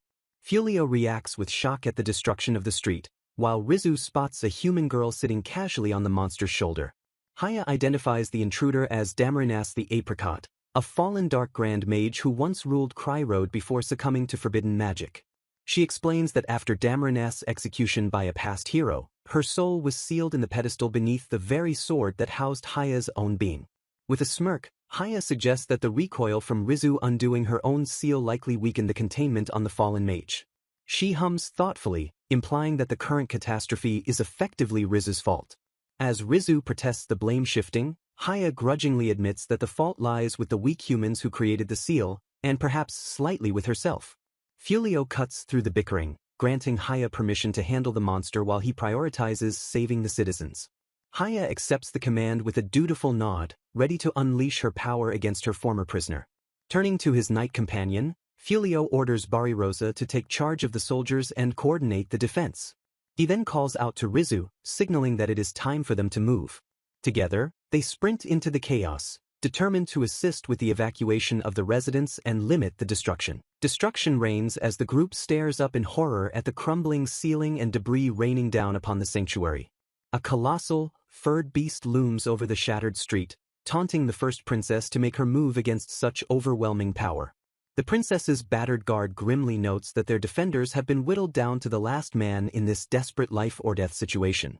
Their tormentor identifies the arrival of the revived witch who commands the beasts of darkness. The Dark Grand Mage Damarinas reveals herself with a sinister smirk, mocking the terrified expressions of her prey. Refusing to yield, the armored knight declares he has had enough of games and charges forward. A violent clash erupts as the knight's strike meets the beast's overwhelming force in a burst of energy. The monstrous creature bellows a deafening roar that shakes the very air. Damarinas sneers at the futile resistance, noting her opponent's intent to stand in her path. Suddenly, the demon of light and dark, Haya, intervenes to confront the threat.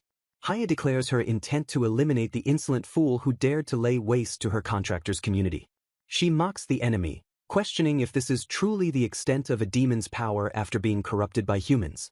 With a wave of her hand, Haya unleashes a torrent of magical energy beams.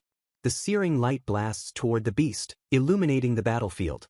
The princess and her guard watch in stunned disbelief as the attack connects. To their shock, Haya blocks the counterattack with nothing more than a single finger. Closing her eyes with a confident smile, Haya declares that Cryrodian magic has absolutely no effect against her. She asserts that no inhabitant of this world can possibly match her power, no matter how hard they try. Unfazed, Damarinas retorts by challenging Haya with a new attack. The onlookers watch tensely as the Dark Grand Mage prepares her next move. Haya sighs at the simplicity of resorting to brute force when magic fails. Damarinas sticks out her tongue in defiance, dismissing Haya's arrogance. Unleashing her dark power, the mage casts Fire Lance Noir. The beast lunges forward with terrifying speed to deliver a physical blow. Its massive claws rake through the air, aiming to shred the demon of light and dark. The attack connects with devastating force, seemingly overwhelming the target. Buildings shatter and debris flies as the impact tears through the town. Damarinas curses in frustration, realizing that neither magic nor direct attacks are working against this foe. Refusing to accept defeat, the Dark Grand Mage declares that a being who surpasses human logic cannot lose. She begins a forbidden incantation, dark energy swirling ominously around her figure. Calling upon the abyss sleeping in the earth, she commands the gates to open and die all existence in darkness. The princess covers her mouth in terror, realizing the catastrophic danger posed to the town if the entity is unleashed. A colossal, muscular titan of darkness begins to manifest from the shadows. The reality around the dark giant shatters like glass as it exerts its overwhelming pressure. Damarinas screams in shock as her ultimate summon is suddenly obliterated. The princess and knight stare blankly, unable to comprehend what just happened. Haya looks on, sweat trickling down her face as she recognizes the nature of the magic just used. Tanaka stands amidst the rubble with his companions, addressed by Haya as Your Supremacy. He casually explains that the size of the enemy looked troublesome, so he simply used erasing magic to get rid of it. Haya stares at him, utterly speechless at the casual display of godlike power. Suddenly prostrating herself, Haya begs for punishment for her incompetence in troubling her master.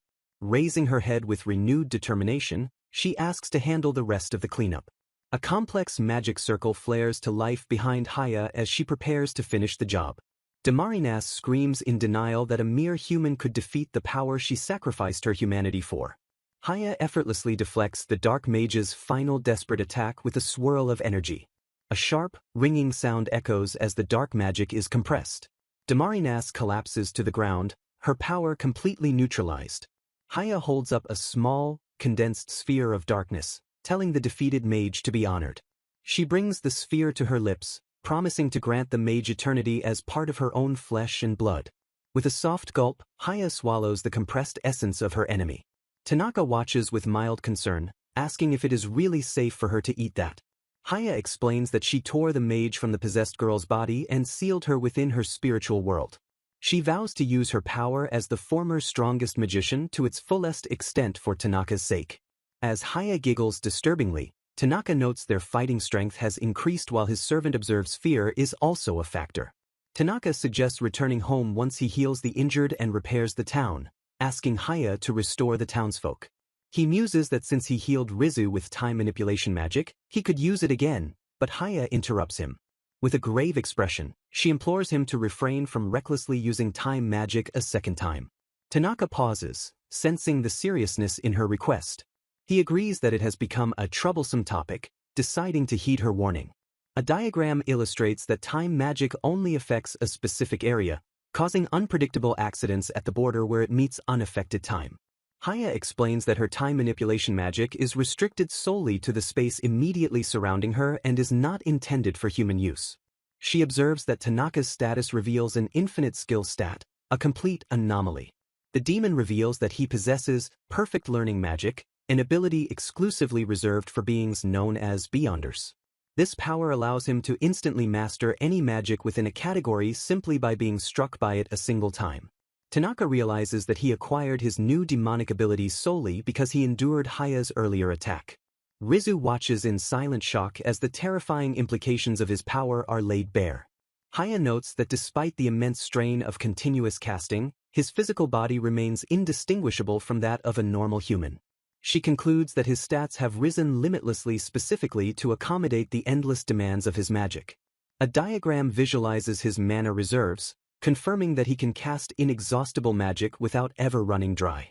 Staring intently, Haya realizes she has encountered a troublesome existence that rivals the realm of the gods themselves. Tanaka promises to refrain from using such dangerous magic again, while Haya blushes at the sheer scale of his potential. With a cheerful smile, he decides to use standard restoration magic for the town, oblivious to Rizu's dark expression in the background. Their conversation is interrupted by a voice calling out to Adventurer Fulio. Tanaka turns to find the first princess of Cry Road standing before him with her entourage. He reacts with genuine shock upon realizing he is speaking directly to the kingdom's royalty. Elizabeth formally expresses her deepest gratitude for his role in saving the nation. She lowers herself to the ground, offering a humble gesture of thanks to the adventurer.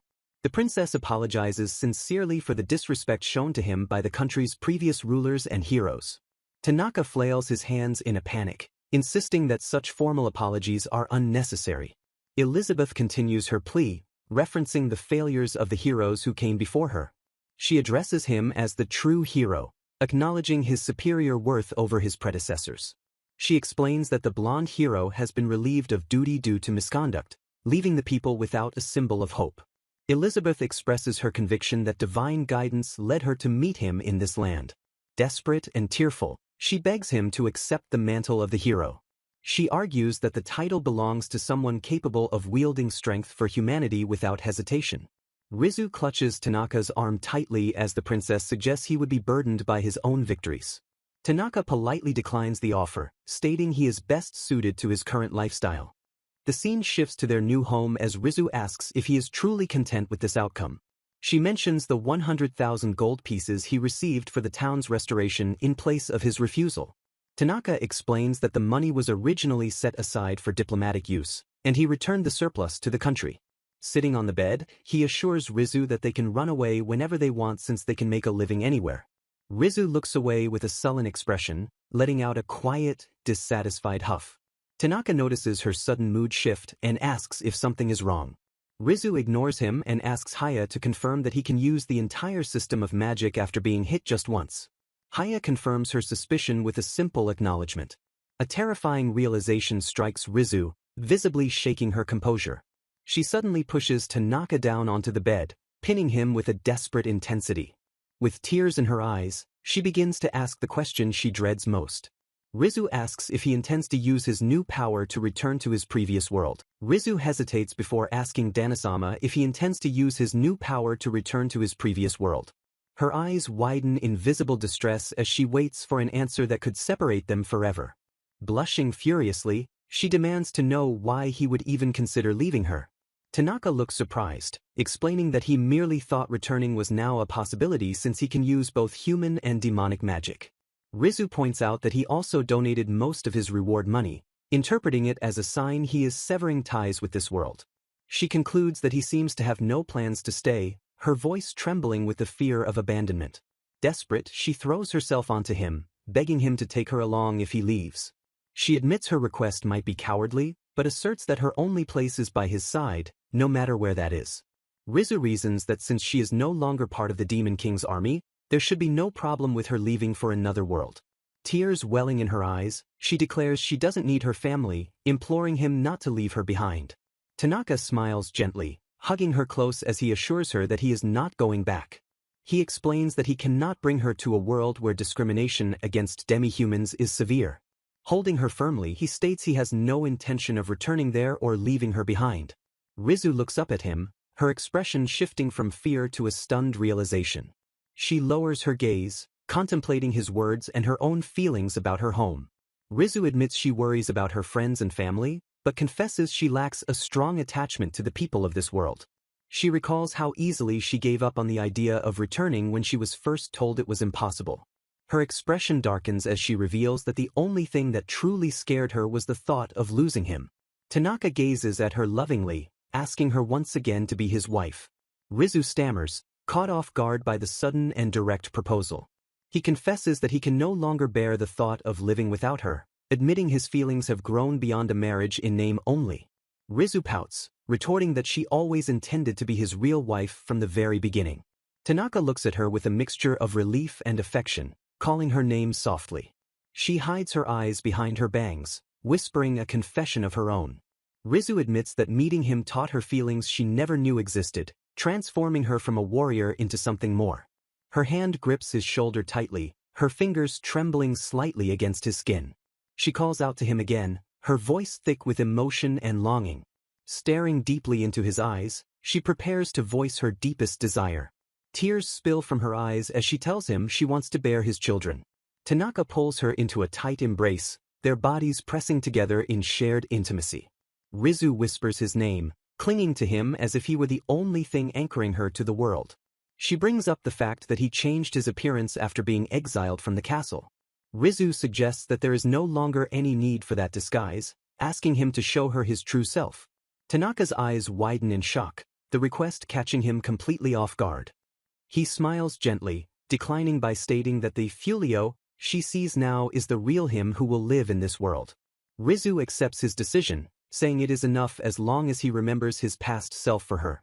She embraces him on the bed, telling him that his past appearance and name can remain in the past. The couple lies together in a peaceful silence, basking in the warmth of their connection. Morning light bathes their new home, signaling the start of a new day. In the kitchen, someone chops vegetables with rhythmic precision.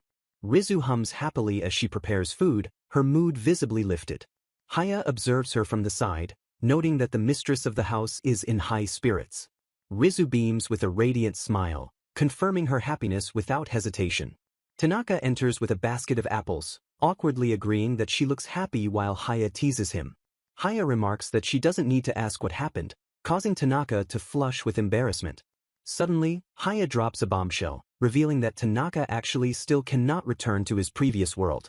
She explains that while she sensed Rizu's worry, teleporting to a specific different world is impossible even with demonic magic. Tanaka is shocked, having assumed his new powers solved the problem, but Haya clarifies the limitations. Using floating fruit, Haya demonstrates how worlds are constantly in motion, drifting through the void. She explains that the probability of his world being in a reachable position is infinitesimally small, making travel dangerous. Haya addresses him as Your Supremacy, again, causing Tanaka to snap at her to stop using that title. He realizes with horror that Haya must have been watching them the entire time, asking if she saw their intimate moments. Haya smiles serenely, stating that her sole duty is to maintain his safety at all times, regardless of the situation. Tanaka screams that she is prohibited from intruding on their privacy, threatening to drill common sense into her. He wonders if there are barriers effective against demons, while Rizu grabs Haya's head in a fit of rage. Rizu chases the demon through the house, screaming that she will never forgive her. The former knights watch the chaos, wondering if they will truly be okay living in such a lively household. Bari Rosa looks down, her expression troubled as she contemplates her place in this new life. She glances to the side, her mind clearly preoccupied with thoughts of her own uselessness. Laundry flaps in the breeze, a symbol of the domestic life they are settling into. A blur of motion tears past Bari Rosa, startling her as Haya zooms by to clean. The hallway sparkles with an unnatural sheen as the demon scrubs everything at supernatural speed.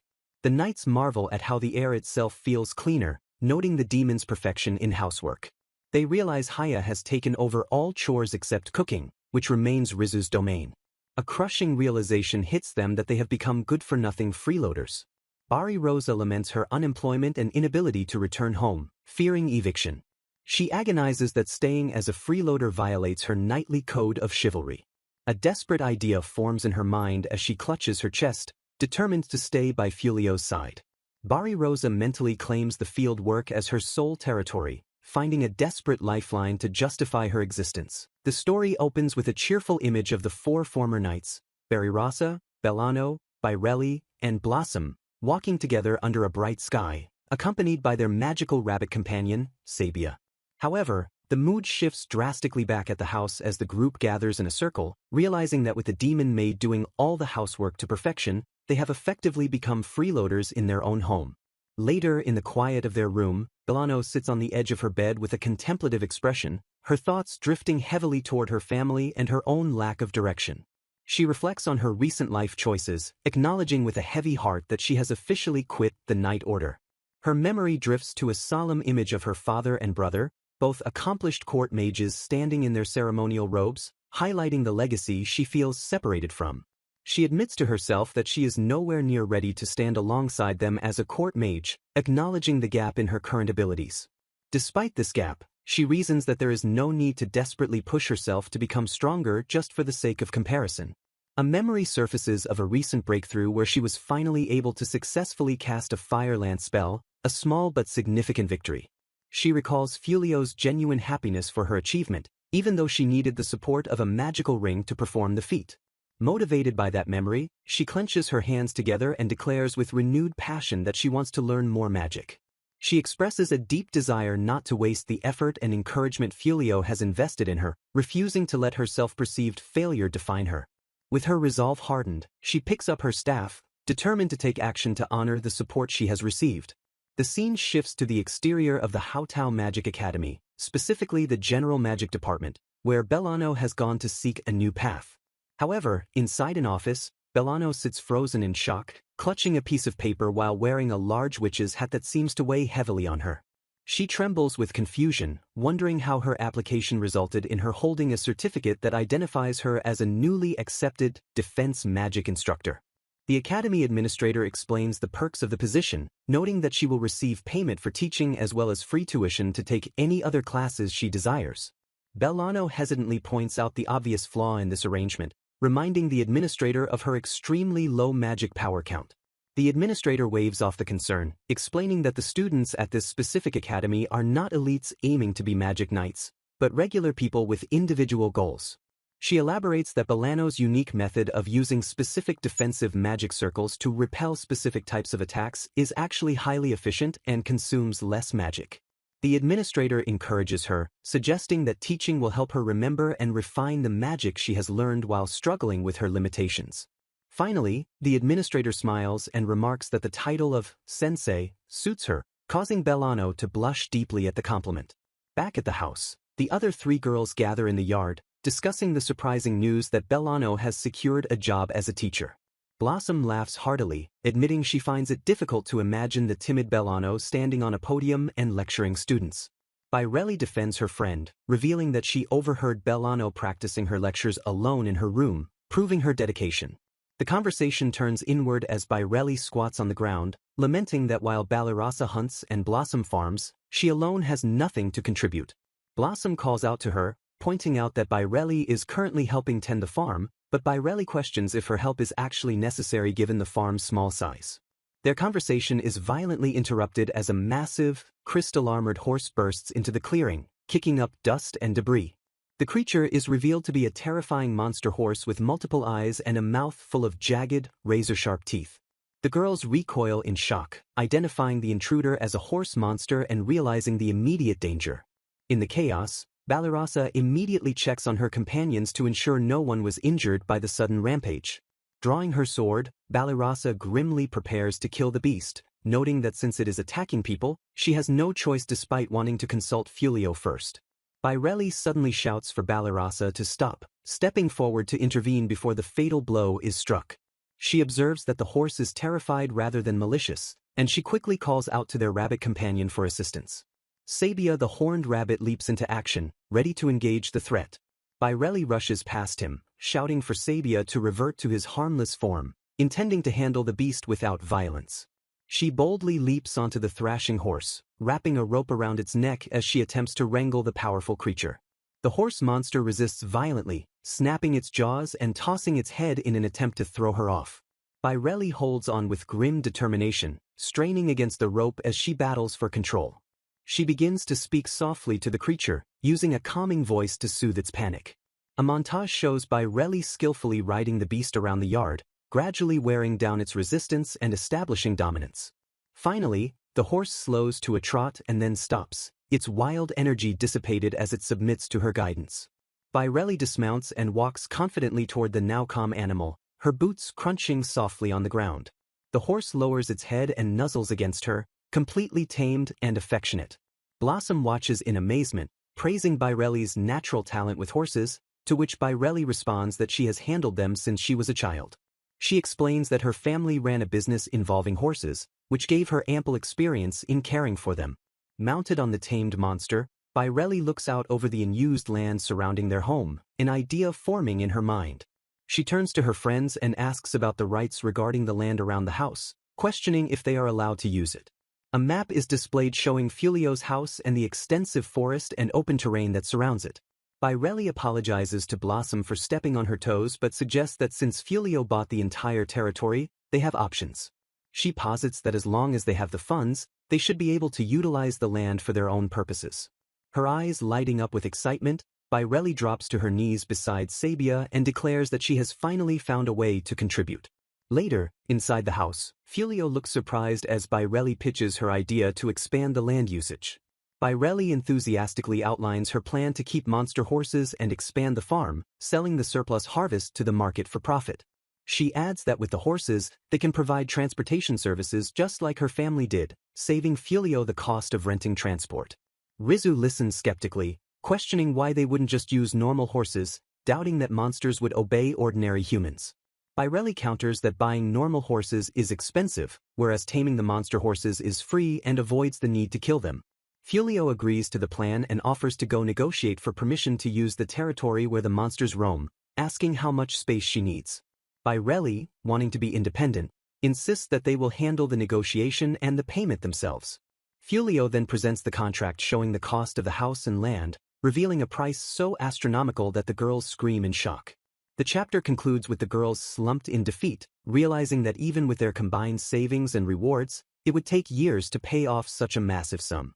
Fulio offers a warm smile as he assures Baireli that her assistance with the land serves as ample payment, rendering any financial contribution from her unnecessary since the land is part of the household she now belongs to. Despite his generosity, Baireli hesitates, her expression troubled as she struggles with the idea of accepting such a significant gift without offering anything in return. Recognizing her reluctance, Fulio proposes a compromise where she can pay him 30% of the profits generated from the land he purchases. Blossom and Bellano immediately chime in with encouragement, urging Baireli to accept the deal while emphasizing the need to ensure their venture is actually profitable. With the agreement settled, the group wastes no time and enthusiastically begins the hard work of plowing the fields. Blossom is shown laboring with a bright smile, sweat dripping from her face as she throws her physical strength into the farming tasks. Baireli rides her tamed monster horse across the land, looking genuinely happy and in her element as she manages the transportation aspect. Watching from a distance, Balarasa and Bellano observe that their friends seem to be enjoying this manual labor far more than they ever enjoyed their combat training. Fulio interrupts their work to call Blossom over, having formulated a specific strategy for their agricultural success. He proposes that they cultivate crops that are typically difficult to grow in this region, suggesting that targeting a niche market from the start would be wiser than competing with standard produce. He explains that by using a small amount of magic, they can artificially adjust the humidity and temperature of the area to create the perfect environment for these rare plants. Blossom immediately rejects the idea in a panic, arguing that if they start relying on his magic now, the farm will never be truly independent or sustainable without him. Fulio counters by suggesting that Haya could handle the magical maintenance instead. Haya appears on cue, casually assuring them that as a servant of the household, using her magic for such tasks poses no problem at all. Blossom remains unconvinced and skeptical, asserting that vegetables taste delicious only when grown through natural processes and love, rather than by suspicious demonic magic. Haya retorts that traditional human farming is highly inefficient due to its vulnerability to weather changes, presenting a logical counterargument. Blossom stubbornly holds her ground, insisting that efficiency isn't everything and that one cannot simply solve every problem with magic. Despite her verbal refusal, Blossom's resolve wavers as she admits to herself that she is actually curious to see the results, a conflict Bellano notices. Bellano steps in, gently urging Blossom to consider Haya's magic not as a replacement for effort but as a tool. She suggests that the value of magic lies entirely in how it is utilized. Bellano explains that she has been taking numerous classes for research purposes in preparation for her teaching job. Her studies have led her to the realization that magic has practical applications in everyday life beyond just combat, challenging their previous warrior mindset. She pleads with Blossom to allow them to test the magical method on just a single section of the farm. Blossom groans in frustration, feeling her resistance crumbling under the logical arguments of her friends. Fulio adds that selling rare crops in small volumes is actually better to avoid causing chaos in the market, further supporting the test patch idea. He proposes a direct comparison where they grow crops with magic in one section to judge the taste and growth conditions against the natural ones later.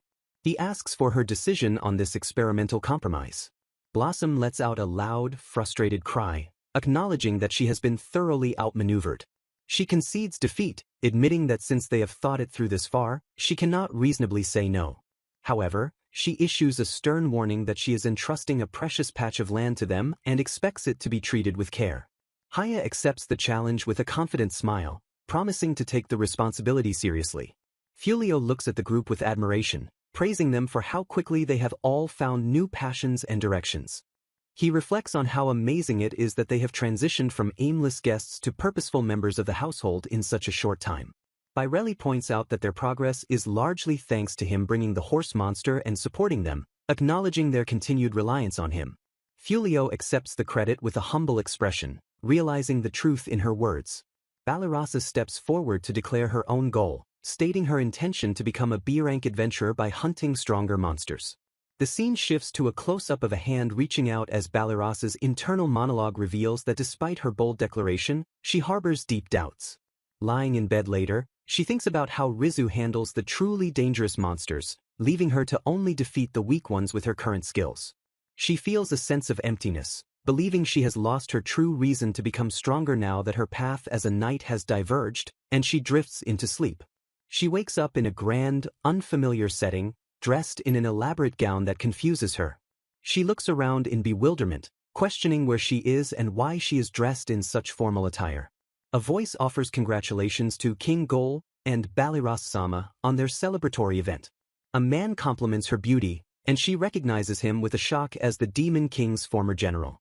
Gol stands before her, dressed in royal attire, looking at her with a confident smirk. He announces that the Demon King's army has conquered the world and gathered all its power specifically for their marriage celebration. Balarasa is horrified as the realization hits her that this is a wedding ceremony.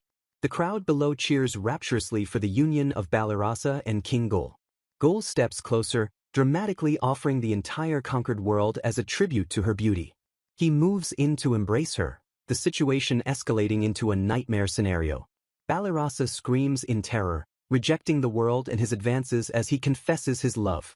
She wakes up in her own bed, screaming and covered in sweat, the nightmare shattering around her. She clutches her head, overwhelmed by the vividness and absurdity of the dream. Tears stream down her face as she wonders despairingly why her mind would conjure up such a scenario.